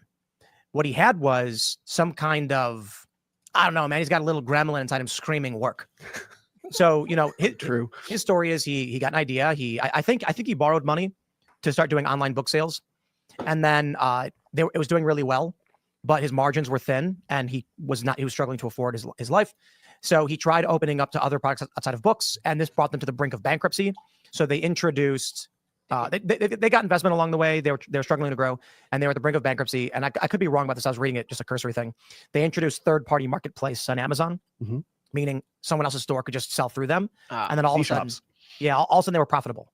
And now they have distribution centers everywhere, and Amazon owns standard consumer sales. Right. And now Bezos is like the third richest person in the world. He's not. Put a 1 in the chat if you refuse to use Amazon, because I think we all have our issues with Amazon and Jeff Bezos, but god damn, that 2-day shipment is just so good. Not somebody who was just rich and just had the money. And what I find is, if you go to someone who says, man, if I had the money, I would do it. You give them the money, they're not going to do it. That's right. It's the people who do it. And so that's the frustrating thing. You try to explain to people how to succeed, and they say, easy for you to say you're successful. And I'm like, well, yeah, I'm telling you how to get there, but they don't believe it. That's right. Yeah. They only want to hear about how to get successful from somebody who's getting successful, telling other people how to get successful. Buy my course. I mean, even if they had the money, you're absolutely correct, because it's what's between their ears. There are people who've won the lottery, tens and hundreds of millions of dollars, and they're broke 5 years later. They had the money. So what happened? Well, it's because they don't have it in between their ears. One, they didn't earn the money, right? It was by chance. So they don't value it. They don't know how to hold on to it. And the list goes on. So there's an element of hard work. There's an element of persevering and actually failure that is necessary. And most of the successful people that I know have failed at something or multiple things, and they've learned from those failures and not wallowed in it. And this is one of the biggest things. When I was a never Trumper, I was one of those people who talk about, oh, Trump got bankruptcy this, bankruptcy that. Never having done anything to even be in the position to fail. And I'm sitting there being like, oh, this loser. But come on, man. At least I brought it back. Sam said, that's the game now. Trump even started...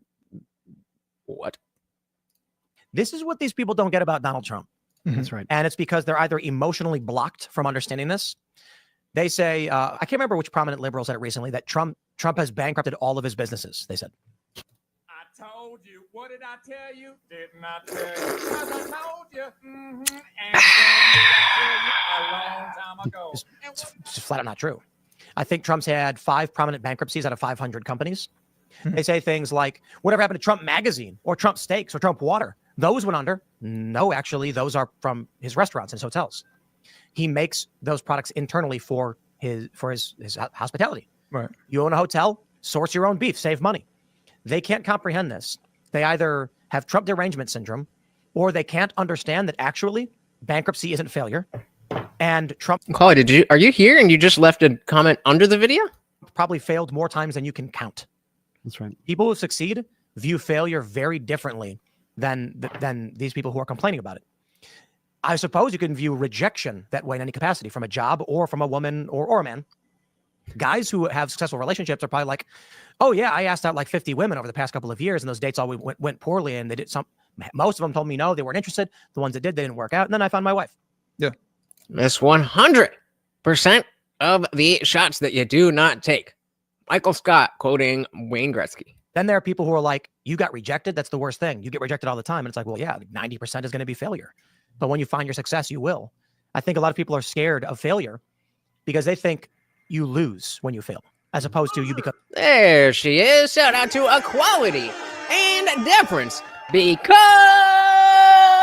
vagina. Welcome, welcome, welcome to the party. Said, liked, and shared. Thank you, thank you, thank you so very much. You guys know that both of those things, while they are free for you, help me tremendously. Thank you, thank you, thank you so very, very much.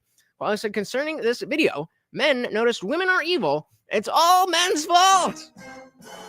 Pretty much. But as we're saying, it goes the other way too with the Manosphere, that it's women bad for everything, for everything. There's certainly issues where women in society, it's like, could you just not? But if you want to make every problem about women and women's behavior, then what are we really doing? People are scared of failure because they think you lose when you fail, as opposed to you become stronger when you fail. Well, that's also and we were dealing with this in 2020, the victim mentality that exists. Woe is me. I don't have this because people from generations ago were treated badly. So that's why I haven't succeeded, which is nonsense, right? And just like what you said, the example of bad relationship. Oh, I found my wife, I got married. That's literally my story. So, Is that everyone's story besides, if you married your high school sweetheart? I'm getting married later in life, finding the right person that I want to be with for the rest of my life. But there's so much to learn from failure. Most of the things that I've improved on in life was because I failed at something, or I've used those failures to help other people. So there's different ways that you can view these things. So either you can say, well, I failed, and so why try? I'm going to give up. Or you can say, I failed, but you know what? Here's what I could have done better, and next time I'm going to do it better. Yep. Shout out to Mark for joining the Discord. Is that you, Hondo?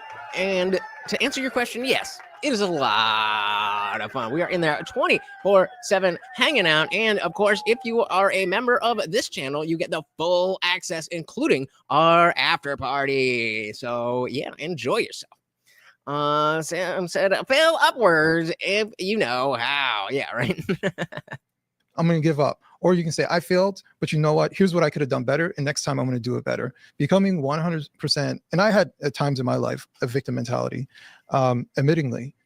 But the moment I said, I'm going to be accountable for 100% of where my hand touched on whatever was going on, that's when my life changed. Yeah. So if I just make up something, if I get fired from my job, I don't want to automatically say, well, my boss is a jerk, that's why I got fired. It's like, all right, well, my boss might be a jerk, but what could I have done that was better? So next time I don't get pick a better boss.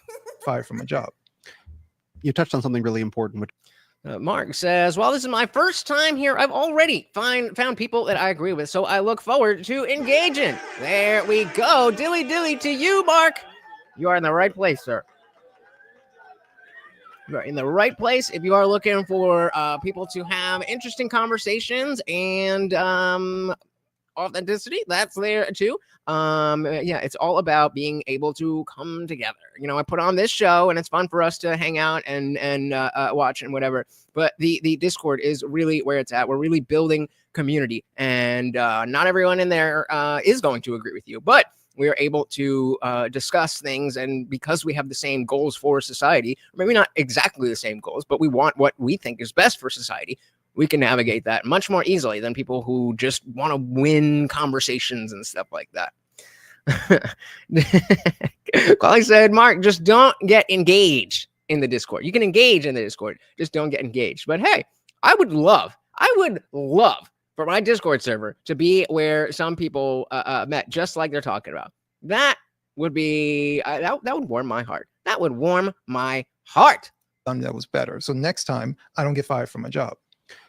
You touched on something really important. There you go, Sam. Like-minded with differing ideas. Well said. Which I think is integrity. Right. And I think how a man responds to failure depends a lot on whether he conducted his campaign with integrity. Because if you did absolutely everything that you can, right? You worked 16-hour days, you kicked over every rock, you did absolutely everything you could, and circumstances didn't fall your way. It's like, well, okay, well, you can't control everything. Let me apply that same work ethic to the next thing. But if you cut corners and you try and take shortcuts, and then things don't work out, it's actually, I think what people feel, it's an incrimination on them. Like, oh, I failed because I'm bad. Well, yeah, you kind of didn't do it the way that you were supposed to. But if you showed up every day with 100% work ethic and it doesn't work out, then you take that work ethic and you apply it again, and then you will see it succeed at some point. And that muscle, I think, is something that men need to learn to develop. I'm glad that, and I hate that my mind goes this way, but liberal mentality is going to dictate that if there wasn't a black guy in the room, then this entire conversation would be shoved aside and just be talked about as, well, it's easy to say when you have privilege. Just exactly like Tim was just saying in terms of specifically success. It would be, oh, 3 white dudes sitting around talking about how easy it is to do great in life. Sad. But shout out to Adam for and then you will see it succeed being the token black at some point. And that muscle, I think, is something that men need to learn to develop. Indeed. Also, maybe you're Yeah, Sam said integrity, authenticity, and perseverance. This is what makes men. Yes, sir. Yes, sir. a loser. But this is reality. Always a possibility. You might just be a loser. And this means that you will do everything in your power. You will follow your ideas and you will lose. And you'll be an 80-year-old man and you'll be sitting there in your own filth thinking, I'm a loser. That's reality. That's a possibility for everybody. This idea that, and shout out to Kevin Samuels, buy a dog and die alone is the women version of the Kevin. You know what I mean? That's what he would always say if these women come on to his show and say that, oh, I want a man who's 6 feet tall and makes $600,000 a year. Buy a dog, die alone, because it ain't happening. I'm scared of being a loser, so I'll do nothing. Well, then you skipped the course and you're a loser now. Then there's the idea of, yeah, but if I work really, really hard and it fails, I'll be a loser. Yeah, you've skipped the course and you're there now. This is life. There is no guarantee that your ideas will work. There's no guarantee that even if you have the greatest idea ever, that people will want to listen to you. Mm-hmm. You can be the greatest salesperson with the greatest idea. And you know in your heart of hearts that your methodology for insert technology, insert way politics is the right way to do things. And you may end up 80 years old with a litany of written works that no one ever bought, and then you die. And you know what? That's happened to a lot of people, and we don't know their names. Mm-hmm. We don't know who they are. Some of these people, they died, and then 50 years later, someone found their book and said, this guy's a genius. Or they saw their painting and said, wow, these are the greatest paintings I've ever seen. And the dude died in the poorhouse. He thought he a loser his whole life. Humanity struggles and advances on the fact that some people win and some people lose. There are iterations of everything being attempted at all times that we can fathom. And only a small handful succeed and find the path forward. Everybody is trying to seek that path through the forest to the other side. And you know what? A lot of people don't. A better way to explain it historically, when the colonists from Europe were coming to the New World in the earliest of days, the Pilgrims, they knew that what I believe 30% on that ship would die. And they were told, we're going to go on this boat. We got enough food to make it there. We get caught by a storm and we lose time. Third of everyone here will die. You'll be dead. So we're counting on some of you dying. Like, we don't want it to happen. In fact, in some circumstances, they actually stored food knowing that within 3 months, there would be dead people. So they didn't actually need enough food for everybody on the ship because nothing could be done about that. Right. They'd say, maybe that's why the Titanic didn't have enough lifeboats. I figured it out. I mean, we all were once, right? Actually, we can't grow without exchanging with those who we disagree with. Bingo. But it's also nice to agree sometimes. I'm right there with you. Right there with you. A little bit of both. You know, some argumentation, some agreement. That's the key to life. People, so they didn't actually need enough food for everybody on the ship because nothing could be done about that. All right. They'd say it is a fact that 10 people are going to die. We don't know which 10. So we don't actually need food for 30 people. We need food for 25. They still got on that boat. Mm-hmm. And then they died. And there were people who were in this country when the country was being formed. And they said, we're going to head west. We're going to find land. And they were told, yep, half of you are going to die. And they went, okay, let's roll, baby. It's kind of crazy that that's how humans used to be. Not everybody. Some people stayed back in Europe and they said, it's crowded, it's cramped, the government's brutal, we suffer, but it's safe. That's a choice you can take if you want to take it. Then there are the great adventurers, and they try. And you know what? We don't know. We never talk about the names of the people who tried to settle the New World who didn't, because they died. They never made it. Or they got here and starved to death. I was going to say that's exactly what I was going to say, that there's definitely people who did come here and, did a lot to build what is now our country. And we just have no idea who they are. And I think that touches on another aspect of, being a man, that it's not about the reward of anything. It's about the duty that you have to, whatever your purpose is. Fulfilling that is what you're here for, not doing something so that somebody can pat you on the back. To settle the New World who didn't, because they died. They never made it. Or they got here and starved to death. It's remarkable to me to think that there were men and women and children who decided to get on a ship and head somewhere they'd never seen on a 3-month journey across the Atlantic to land on a barren shore with no farms, no trees, and no shelter, knowing half of them were going to die. And they had to get there. They had to get there in time for harvest to get food. Otherwise, they'd have no food for the winter. And the natives did not want them there. Yeah. And this is actually just like Lost. We have Thanksgiving because some of them were saved. So that's the mentality I see. This is a country, and it's not just this country. That's just one history, but all over the world, there are stories of this. Right.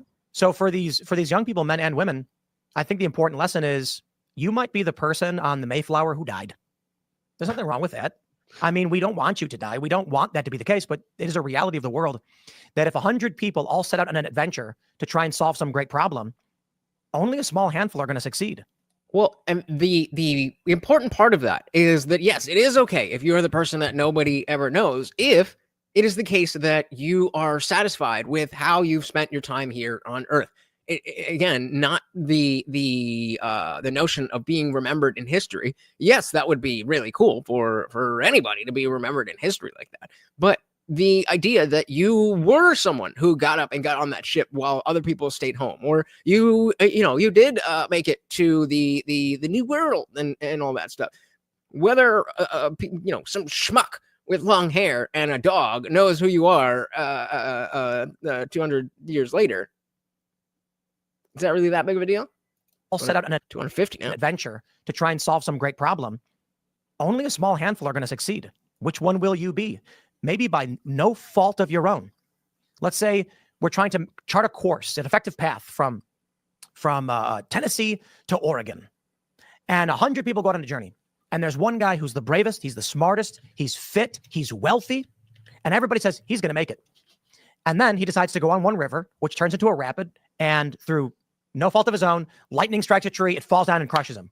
Yep. Never could have planned for that. That's right. And no one knows his name. It's not that he's a loser. It's that not everyone can succeed.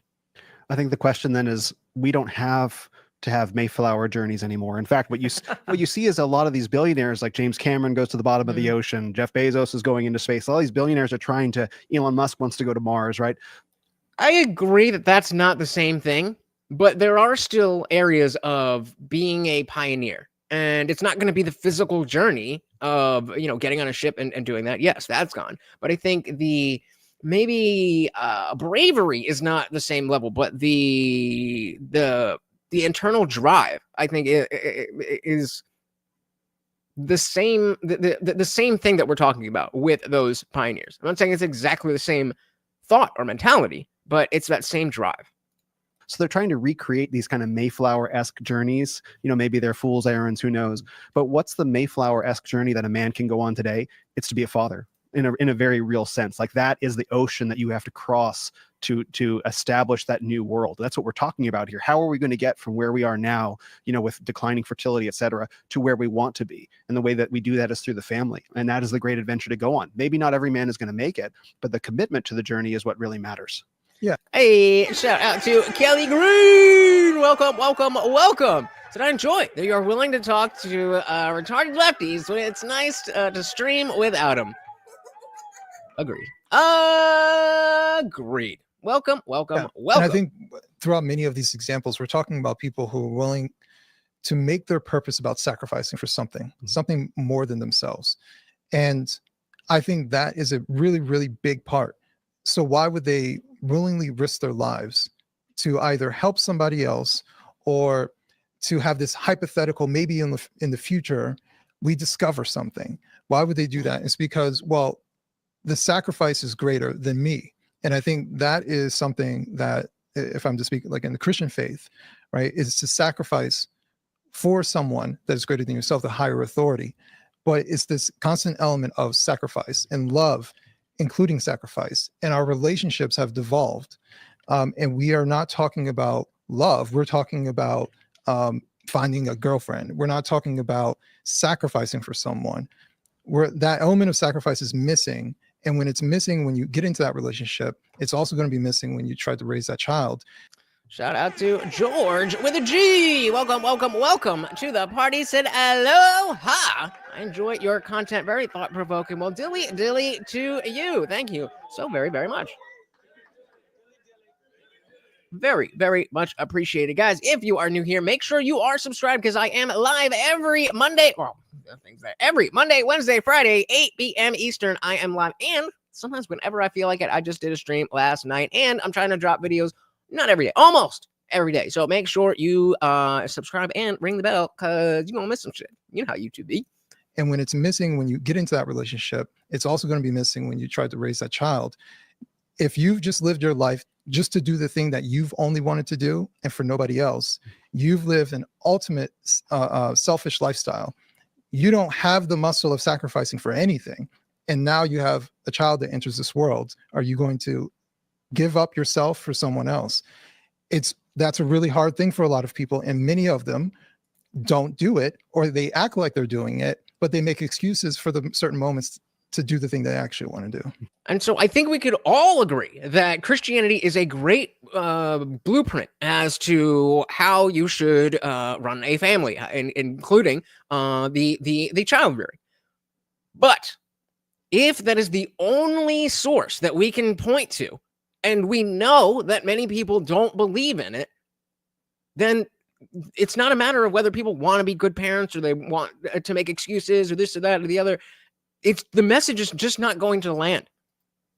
So again, we need to secularize this message. It doesn't need to be excluding religion or religious people. It just needs to include everybody else. Because even if you think that it's stupid that somebody doesn't believe in your God, great, fine.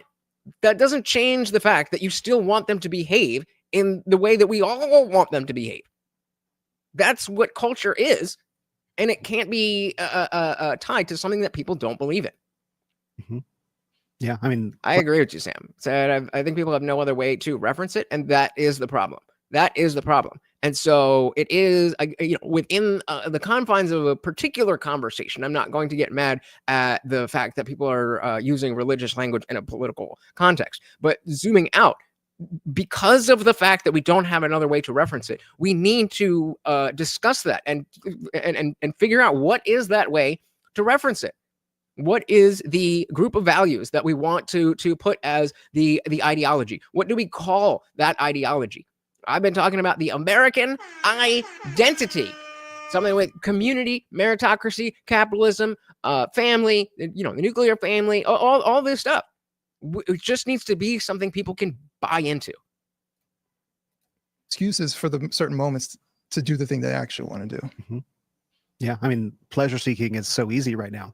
Right? We live in an age of infinite distractions. A moment is slightly uncomfortable, we go straight to our phones, or you can go to the liquor store, you can go to a nightclub, or you can do 1,000 different things.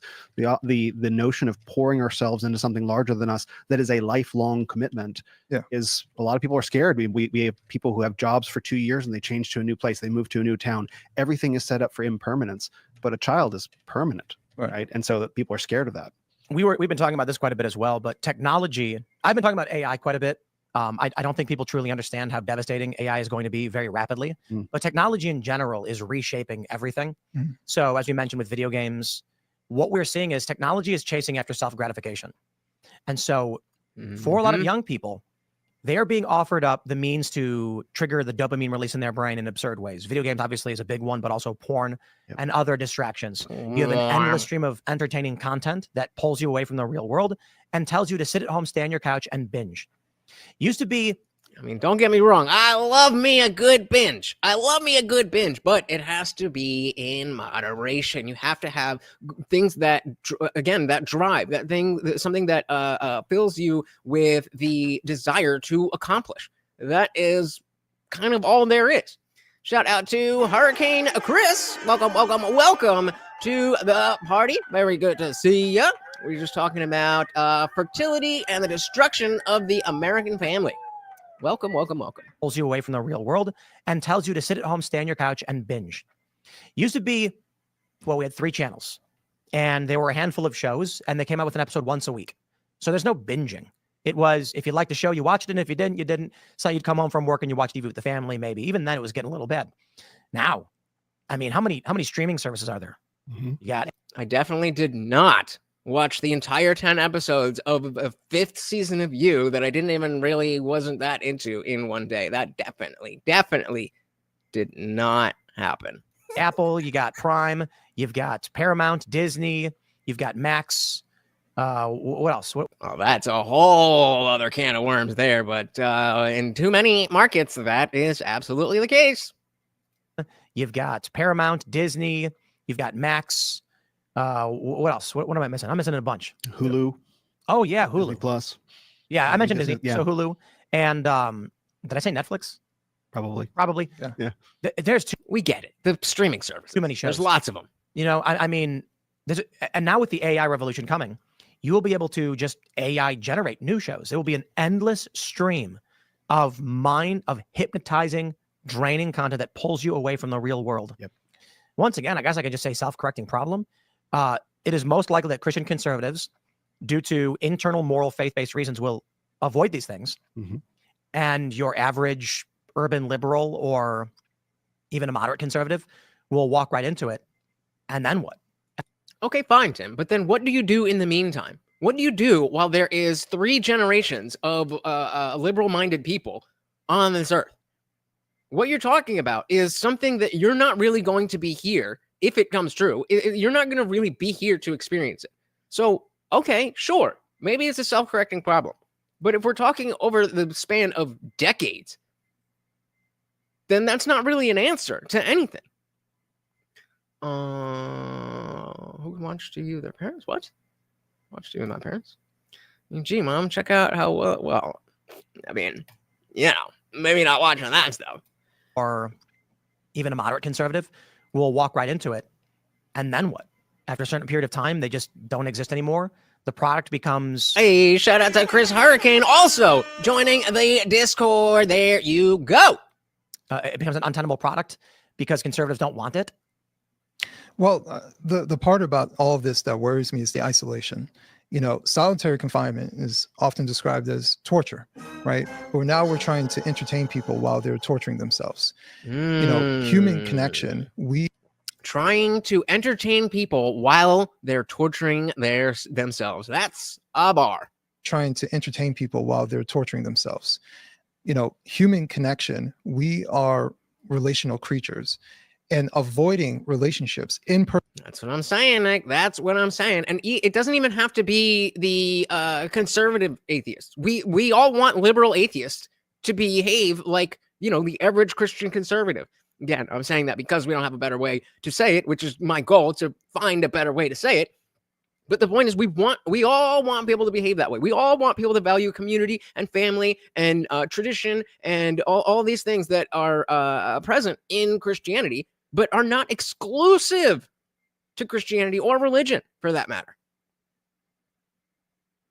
One day. We bit are by bit, Nick. relational Bit by creatures. bit. And avoiding relationships, in-person relationships, is ultimately slowly torturing ourselves. We are not getting better, we are getting worse, but we have the facade of connection through Twitter, through Facebook, through all of these different means, through technology. It is a simulation of human nature, but it is not the real thing. It's going towards like aspartame instead. Calling it different. So the only thing worse than solitude is dealing with humans. Funny how that works, right? Funny how that works. But that's exactly what we're trying to turn around. The common feeling that talking to other people is the worst thing ever got to turn that around. We got to turn it around. The real thing. It's going towards like aspartame instead of real sugar, you know? Yeah. Ladies and gentlemen, Shout out to Mama Lutch, who for whatever reason decided, oh no, we've been drinking too much soda. So now we're going to only drink diet soda all the time. I constantly, because again, my parents don't drink alcohol. And so maybe that's, you know, like the, oh, well, this is my vice or whatever. But yeah, my mom will consistently, and she went to school. I think she has a master's in nutrition.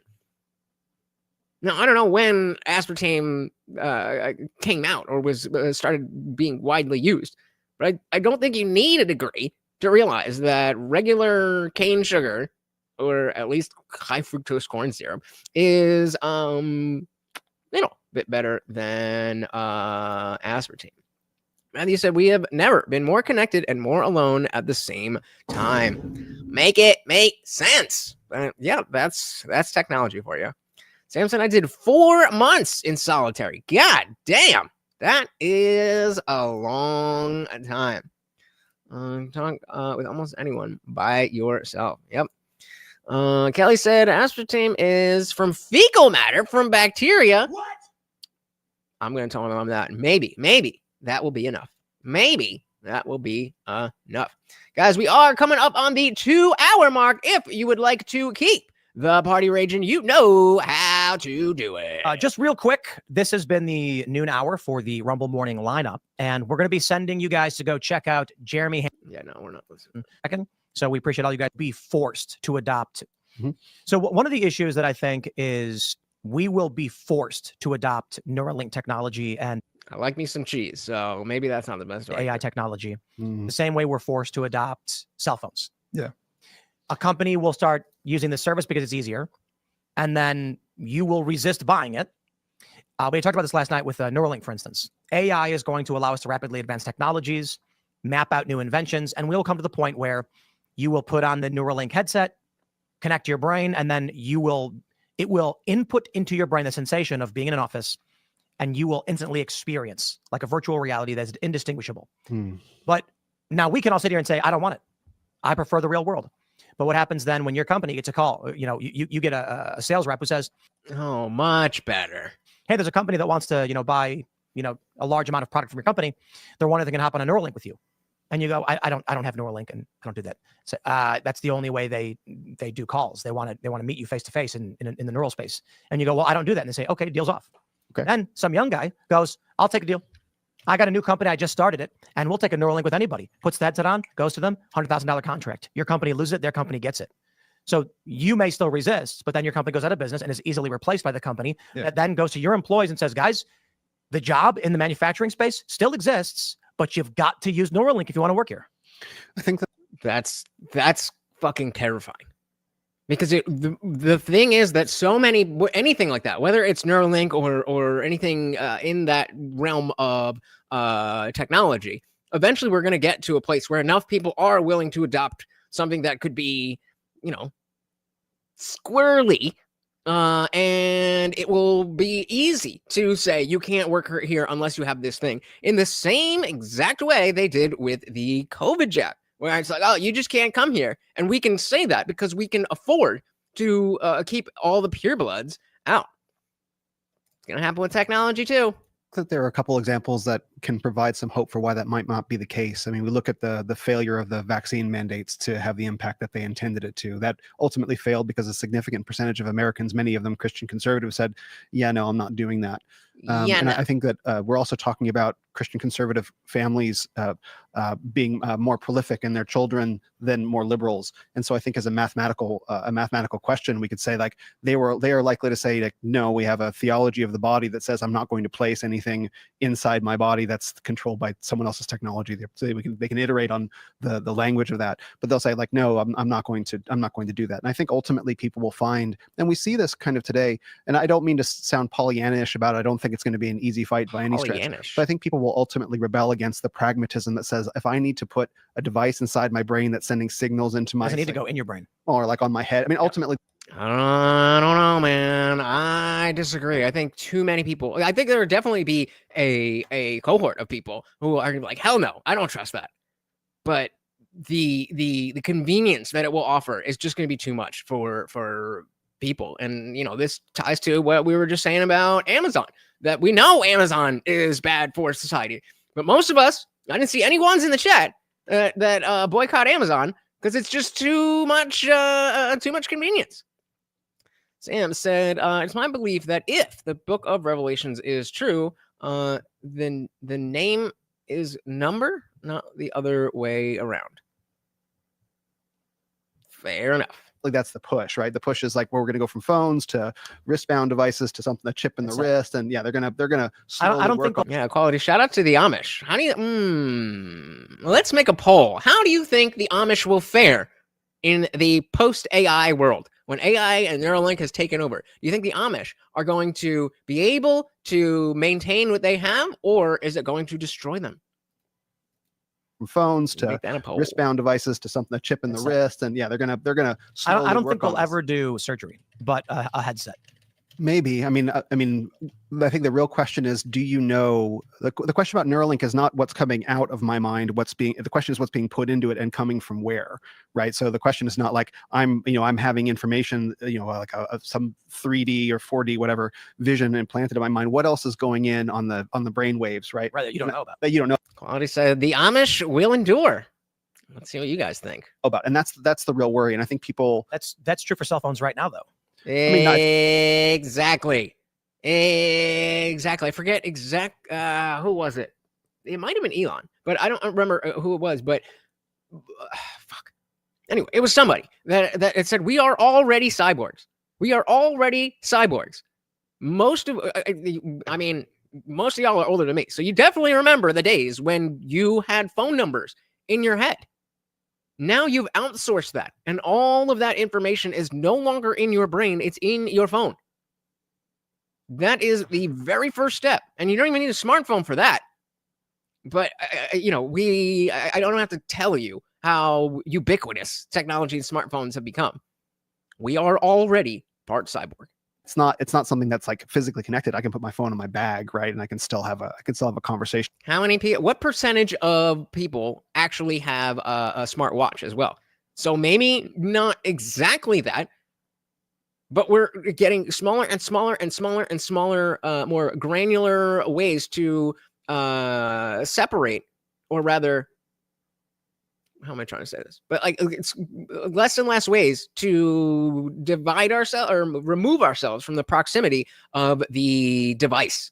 The device rules all. Shout out to Abe Dinkus. Welcome, welcome, welcome to the party. I still remember several from my childhood. I do remember my parents' phone numbers. And there was a girl I had a crush on in elementary school, and her phone number was my first password for like AOL and fucking email and shit like that. So I remember those three. I think that's it. 3 numbers. I got 3 numbers. You definitely want to have at least one number in your mind. If you get arrested, they might let you look in your phone to get a number, and they might not. Nick said, good thing I was running out of memory. Well, these things are increasing their memory, so balance out. Matthew said, some of them skirt their rules and have phones on trees at their neighbor's house. Mennonites drive cars, but the real ones will resist all of it. All right. Let's get, I guess this can't go any other way. You guys overwhelmingly said yes, the Amish will survive. Hold on, quality. I'll answer that in a second. Zippy said, does not help schools keep dumbing everything down so you can barely work a minimum wage job. Yep. Zippy said, I'm learning Linux. Zorin OS is pretty nice so far. Yeah, I don't know shit about that. Sam's heading out. Thank you so very, very much for stopping by. Very much appreciated. You have a good one. No, it's not something that's like physically connected. I can put my phone in my bag, right, and I can still have a conversation with someone. For how long? For how long can you really not touch your phone though? But the idea with future Neuralink will that it will be a wireless device. Right. So are you wearing it all the time? Because I've only seen the chip implanted in the brain, and that's not going to happen. Okay. Because your body will reject that chip. Getting heart implants doesn't work. Your body pushes it out. What we've seen already is that they can write to your brain really rudimentary things, and they can read from your brain wirelessly. Yeah, pass. So you can buy. We did this 15 years ago. Me and my buddy, we bought an electroencephalogram. It's a headset you can buy off the internet for $100, and it reads your brainwaves. You can then think and control a cursor on a screen. And so there was an x-axis and a y-axis. I never figured it out. Me and my buddy, we tried it once. But my buddy's sister put it on and instantly could move one line up and down. And we were like, whoa. You could theoretically use it to control a drone. Mm-hmm. So we were actually trying to figure out how to do that. Because that's like the drones that were over New Jersey that we never got a full explanation for. And you could put a headset on and control the drone with your mind. Your mind. The technology that we'll end up seeing is going to be just like a cell phone. It's going to be like you put on a headset, and it's going to read right to your brain. And so the point I bring up is certainly many conservatives will say no. A lot of older folks don't have cell phones either, and they don't want them. But society will dictate. Society is going to, like I already described, there's going to be, right now with the remote work generation, this mass amount of people that feel they shouldn't have to come into the office. There's whole communities with millions of followers dedicated to remote work. I think it's horrible. But what happens then when the company says you can work remote, just put on your Neuralink, and then we do our work in the neural office? Here's what else that does. I don't necessarily like I don't like the putting remote work under one umbrella. I can see where there are areas where it's like, okay, this is better if you are in an office with other people. But the overwhelming majority, this is what I was just talking about earlier, how I didn't realize how much of corporate America is just bullshitting. It's just bullshitting. A company won't need to rent office space for meetings anymore. They'll say, physical space is expensive, so we just do neural meetings. You put on your headset, you sit down, and then instantly you are experiencing, written to your brain as if you are in a room with all your coworkers in an office. There's video games, there's pizza. You're in a massive building. You can look out the window and it looks like you're in San Francisco. People are going to adopt that.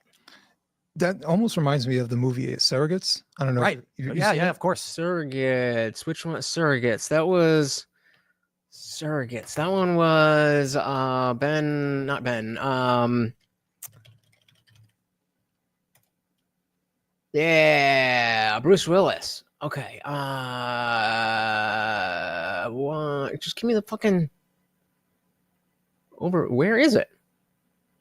I don't even remember. Okay, so in the near future, people live their lives free of pain, danger. Okay, yeah. So basically, if you're not familiar with the movie, it's basically AI, or excuse me, not AI, VR, but it is real people that are going out in the world. So you would plug into, your system, and then you would be your VR person, but it's not actually VR. It's some other real person in the real world.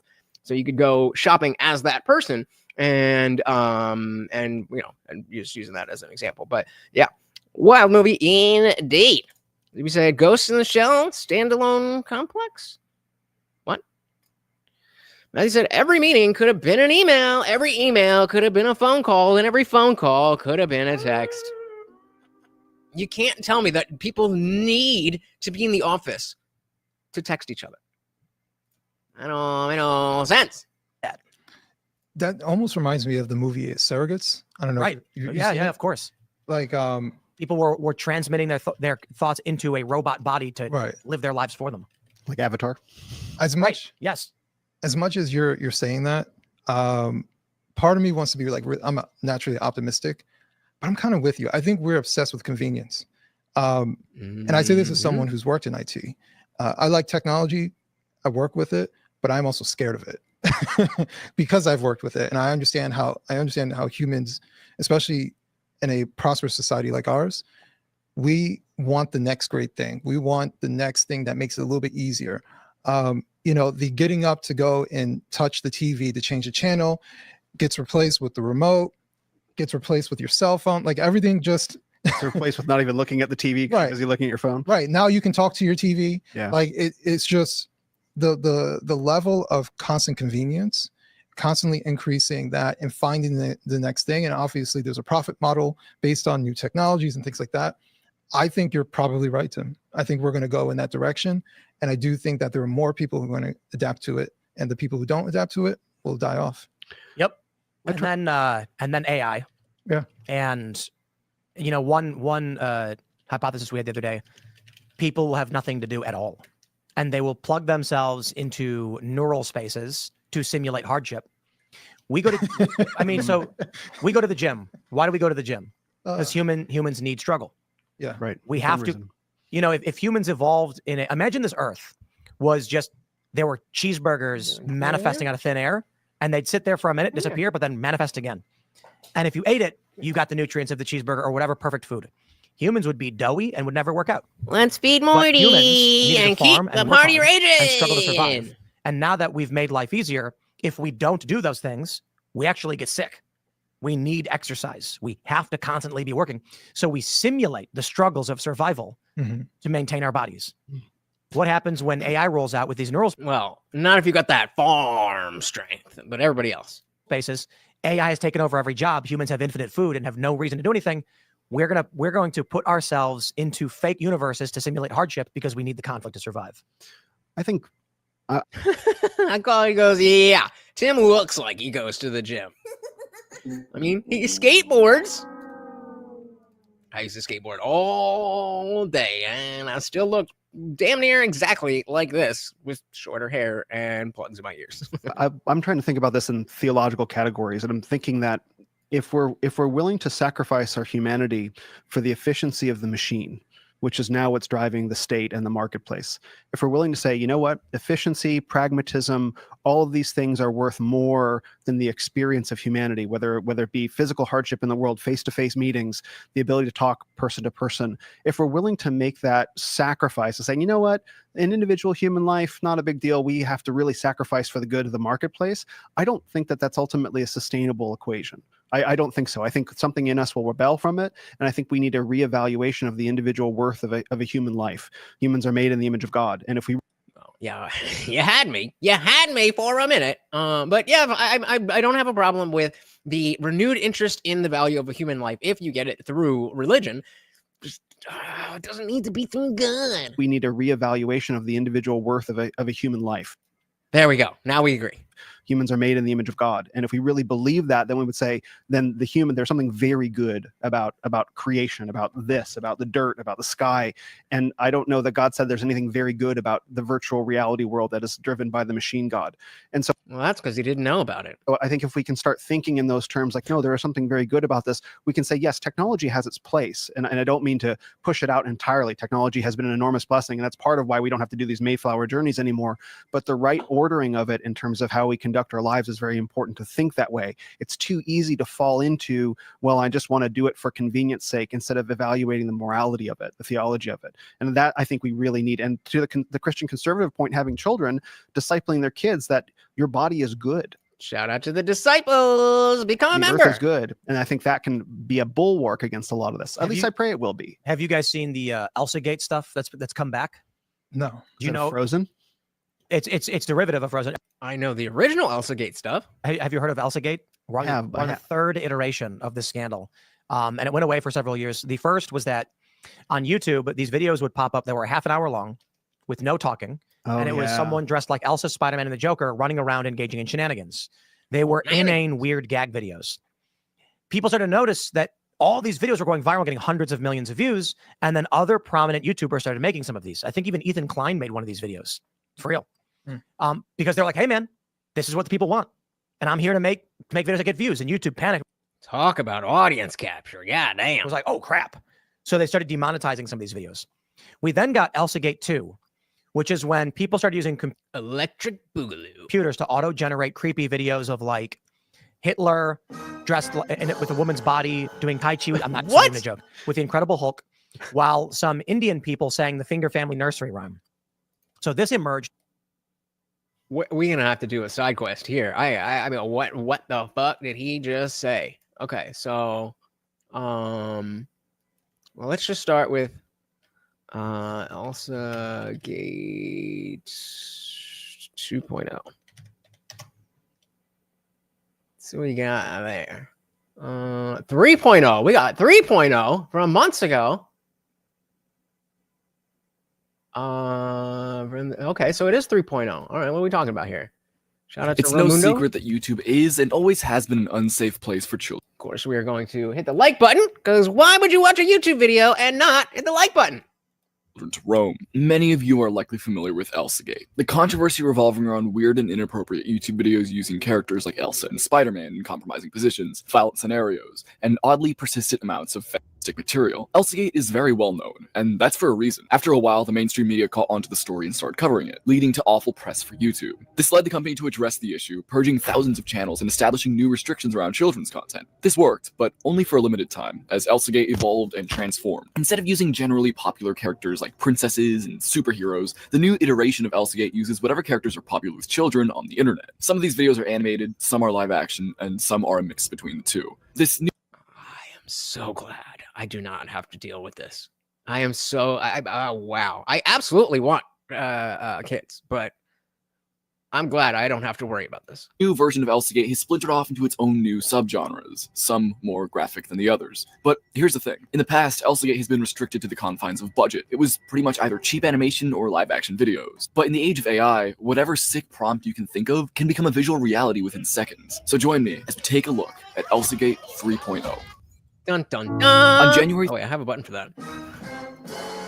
13th, 2025, YouTuber Bittersnake uploaded a video discussing a strange YouTube channel by the name of Cute Cat AI. When looking at this channel, its general theme becomes immediately evident.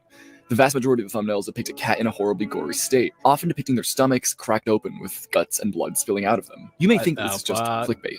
Shocking imagery to lure in a viewer where the actual video ends up And these are an hour long. They're all an hour long. Well, this one's 30 minutes, but most of being them. innocuous, but unfortunately, that's not the case. When actually examining the contents of these videos, you'll find that many, if not all of them, are short stories, often in the form of cautionary tales. While the story's played out, a cat version of a popular song plays. Think that popular cover of Billie Eilish's song What Was I Made For, where all the lyrics are replaced with meow. Anyway, these little stories often portray a kitten or a pregnant catwoman partaking in seemingly innocuous actions or tasks. However, while partaking in this action, the character will get horribly injured in some way, with the result being their stomach being cracked open, with either a mix of blood and guts pooling out, or babies who wriggle and writhe in the stomach. Every single thing in these videos is AI generated. The dialogue, visuals, stories, and most of the music are all poorly created by generative AI, leading to the plot lines to be incredibly hard to follow and inconsistent. The channel had amassed 35,000 subscribers at the time of writing, with their most popular being Pregnant Cat Was Betrayed Because She Was Too Rich. This video plays off the Dare we? Dare we?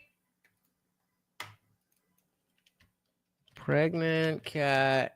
What is it? What is classic betrayed? formula of OG Elsagate. Pregnant, overly sexualized character in a shocking and violent situation. Let's see. Oh, Jesus. Oh, Jesus. What are we getting into? Once upon a time, a cat mom and dad were so happy because they were finally going on a vacation outside the city. After waiting for so long, they were excited to take a trip together. But as they were driving, something unexpected happened. A big rock slide from the side of the road came crashing down. Their car got hit and fell into a deep valley. The dad cat managed to hold onto a tree branch and was safe. But sadly, the mom cat, who was pregnant, fell all the way down to the bottom of the valley. Suddenly, her tummy started hurting and she gave birth to a little kitten right there. What the fuck? The dad cat, still hanging onto the tree, was rescued by a team of helpers. That's only like a quarter of it. The things I do for you guys ended up on some goddamn list. The things I do for you guys. I do not even know what to say. I am speechless. But yeah, that is what Tim's talking about. Hulk, while some Indian people sang the Finger Family Nursery Rhyme. Oh yeah, the like. Yeah, I ain't putting a like on that. No. So this emerged when Nursery Rhyme started getting hundreds of millions of views. Notably the song Finger Family. Are you familiar with this one? Yeah. It's like Finger Family, how are you? And then you say index finger, middle finger. So what happened was a parent would put the tablet in front of their baby and press play. When the video was over in 5 minutes, it would autoplay the next video. So people in India started mass producing extremely creepy, low quality versions of this, where they would put keywords in it like Incredible Hulk, Hitler, Nazi, things like that. Spider-Man, Joker.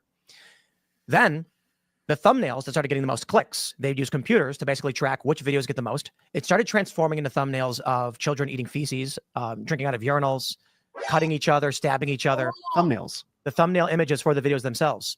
There were videos of like Peppa Pig being run over and mutilated by people, like a car would run him over, and then it was a computer would generate the video based on keywords they put in. Algorithmic. Right, and it was just tracking what YouTube was promoting. YouTube finally nuked all these videos and created YouTube Kids. They may have already had YouTube Kids, but I think they rolled it out and said, now we're going to stop this once and for all. Today, there's a new version. It's the same thing. AI-generated videos of Spider-Man eating hot dogs. So this must be, he must be talking about ElsaGate 2.0 and not be aware of 3.0. They're really creepy and deranged videos, and they're getting hundreds of millions of views. Even after nearly 10 years, this problem has been going on. It's been written about. I think even the Wall Street Journal covered the story. Parents are still putting tablets in front of their kids and pressing play on deranged psychotic videos. This is what kind of blackpills me on the whole AI future thing, is that, hey man, if you're from India and someone tells you can make $100 in 10 minutes by making a video like this, they're going to do it. I mean, I'm Indian, but am I the only one who is like, wants $100 in 10 minutes? And then in the United States, we're constantly battling against this kind of slop content, and parents are giving it to their babies. We then run into this conundrum where you had RFK say wants to ban artificial dyes. I'm for it. The libertarians say, no, we should be allowed to consume coal tar if we want. If we want to buy coal tar products for our children to eat, we should be allowed. I don't disagree. It should just be extremely well labeled. And at the same respect, and maybe some PSAs on TV and shit. Not TV, but you know what I mean. Internally, the libertarian mindset is if parents want their children watching Spider-Man stick a needle in Joker's butt and then gargle hot dogs, they should be allowed to do it. Oh, hell no. Parents don't know what this is doing to their kids, but they think it's fine. This blackpills me on the future because I think we're going to have a generation of their children growing up now consuming all of this, and it's going to fry their brains. Too late. He took the words right out of my mouth. Too late, bro. Brain rot is here. Indeed. Yeah. No, really. Some of these kids are 10 years old already or older. Yeah. The ElsaGate stuff was happening 8 years ago. Some of these kids might be 14 and they were 6 or 7 staring at this deranged psychotic stuff of Hitler with boobs. I'm not kidding. A video where Hitler has a woman's body. It's a woman's body with a Hitler head. That's how you turn into a trans. Doing Tai Chi. These kids, their brains are going to be totally warped and deranged. And they're going to vote. 10 more years. Yeah. They're like, I'm voting for Hitler tits. Yeah, or that's a sentence that needs to go in the history books. For In case you missed it. Yeah. They're like, I'm voting for Hitler tits. If I could find like uses for that on my soundboard, that would be on the soundboard. But when am I going to use that? One more time. 10 more years. Yeah. They're like, I'm voting for Hitler tits. Yeah, or they're asking their wife to put on Hitler mustache. There is that. Come on, babe, you know what I'm into. The new Pornhub category. Worse than that. 99999. It's one thing when you have kids growing up and they're adopting personalities based on weird TV shows and movies. Yeah. But what happens when they're adopting a worldview and behaviors and personalities based on schizophrenic psycho content made by AI? Right. Can we turn that around? Like if you were to unplug that kid right now and give them no screens for a year, what would their brain be able to recover from that hardwiring? I don't think so. That's a good question, right? And then the question becomes, what do we do with that generation, right? Do we simply feed into that and allow them continue that down that path, or do we contra the libertarians, say we draw a line and say, you know what, there are some freedoms that are actually destructive to us. Like, yeah, should you be free to drink yourself to death? I suppose that you should, but is that actually what you want, or are there some lines that actually must be drawn? Morally speaking, I'm definitely not a pure libertarian or anarchist saying there should be absolutely no restrictions and we should be, that's just not realistic. But I do think it should be minimal. Faithless in the chat says, Titler. I mean, guys, can I really end on a better note than not only I'm voting for Hitler tits, but Titler. Shout out to Titler.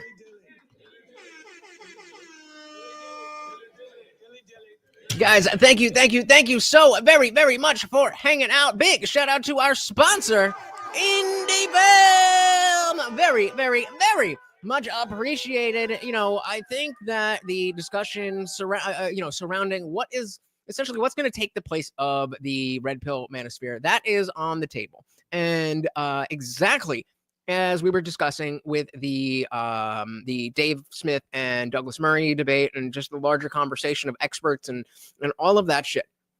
The goal here has to be that we have better and more easily digestible ideas than they do. It's not just that they're better, but they're easily digestible. Both of those things are important because people are lazy. People want convenience, all of that shit. So do we have all of the answers today? Absolutely not. But if we are focused on these things moving forward, that is exactly how we improve them. So definitely, guys, again, make sure you are a member of the channel. We are headed over to the Discord for the after party. Come on through. Everybody else, thank you so very, very much for being here. I know you could be doing anything else with your time, yet you are hanging out here with me and Morty. I really do appreciate it. And I can't thank you guys enough. Really, really, really do appreciate you. Once again, guys, this is Morty, and I have been your host, Lutch, aka the Indian Jesus, here to resurrect the second coming of common sense. Until next time, guys, we are out of here. Peace.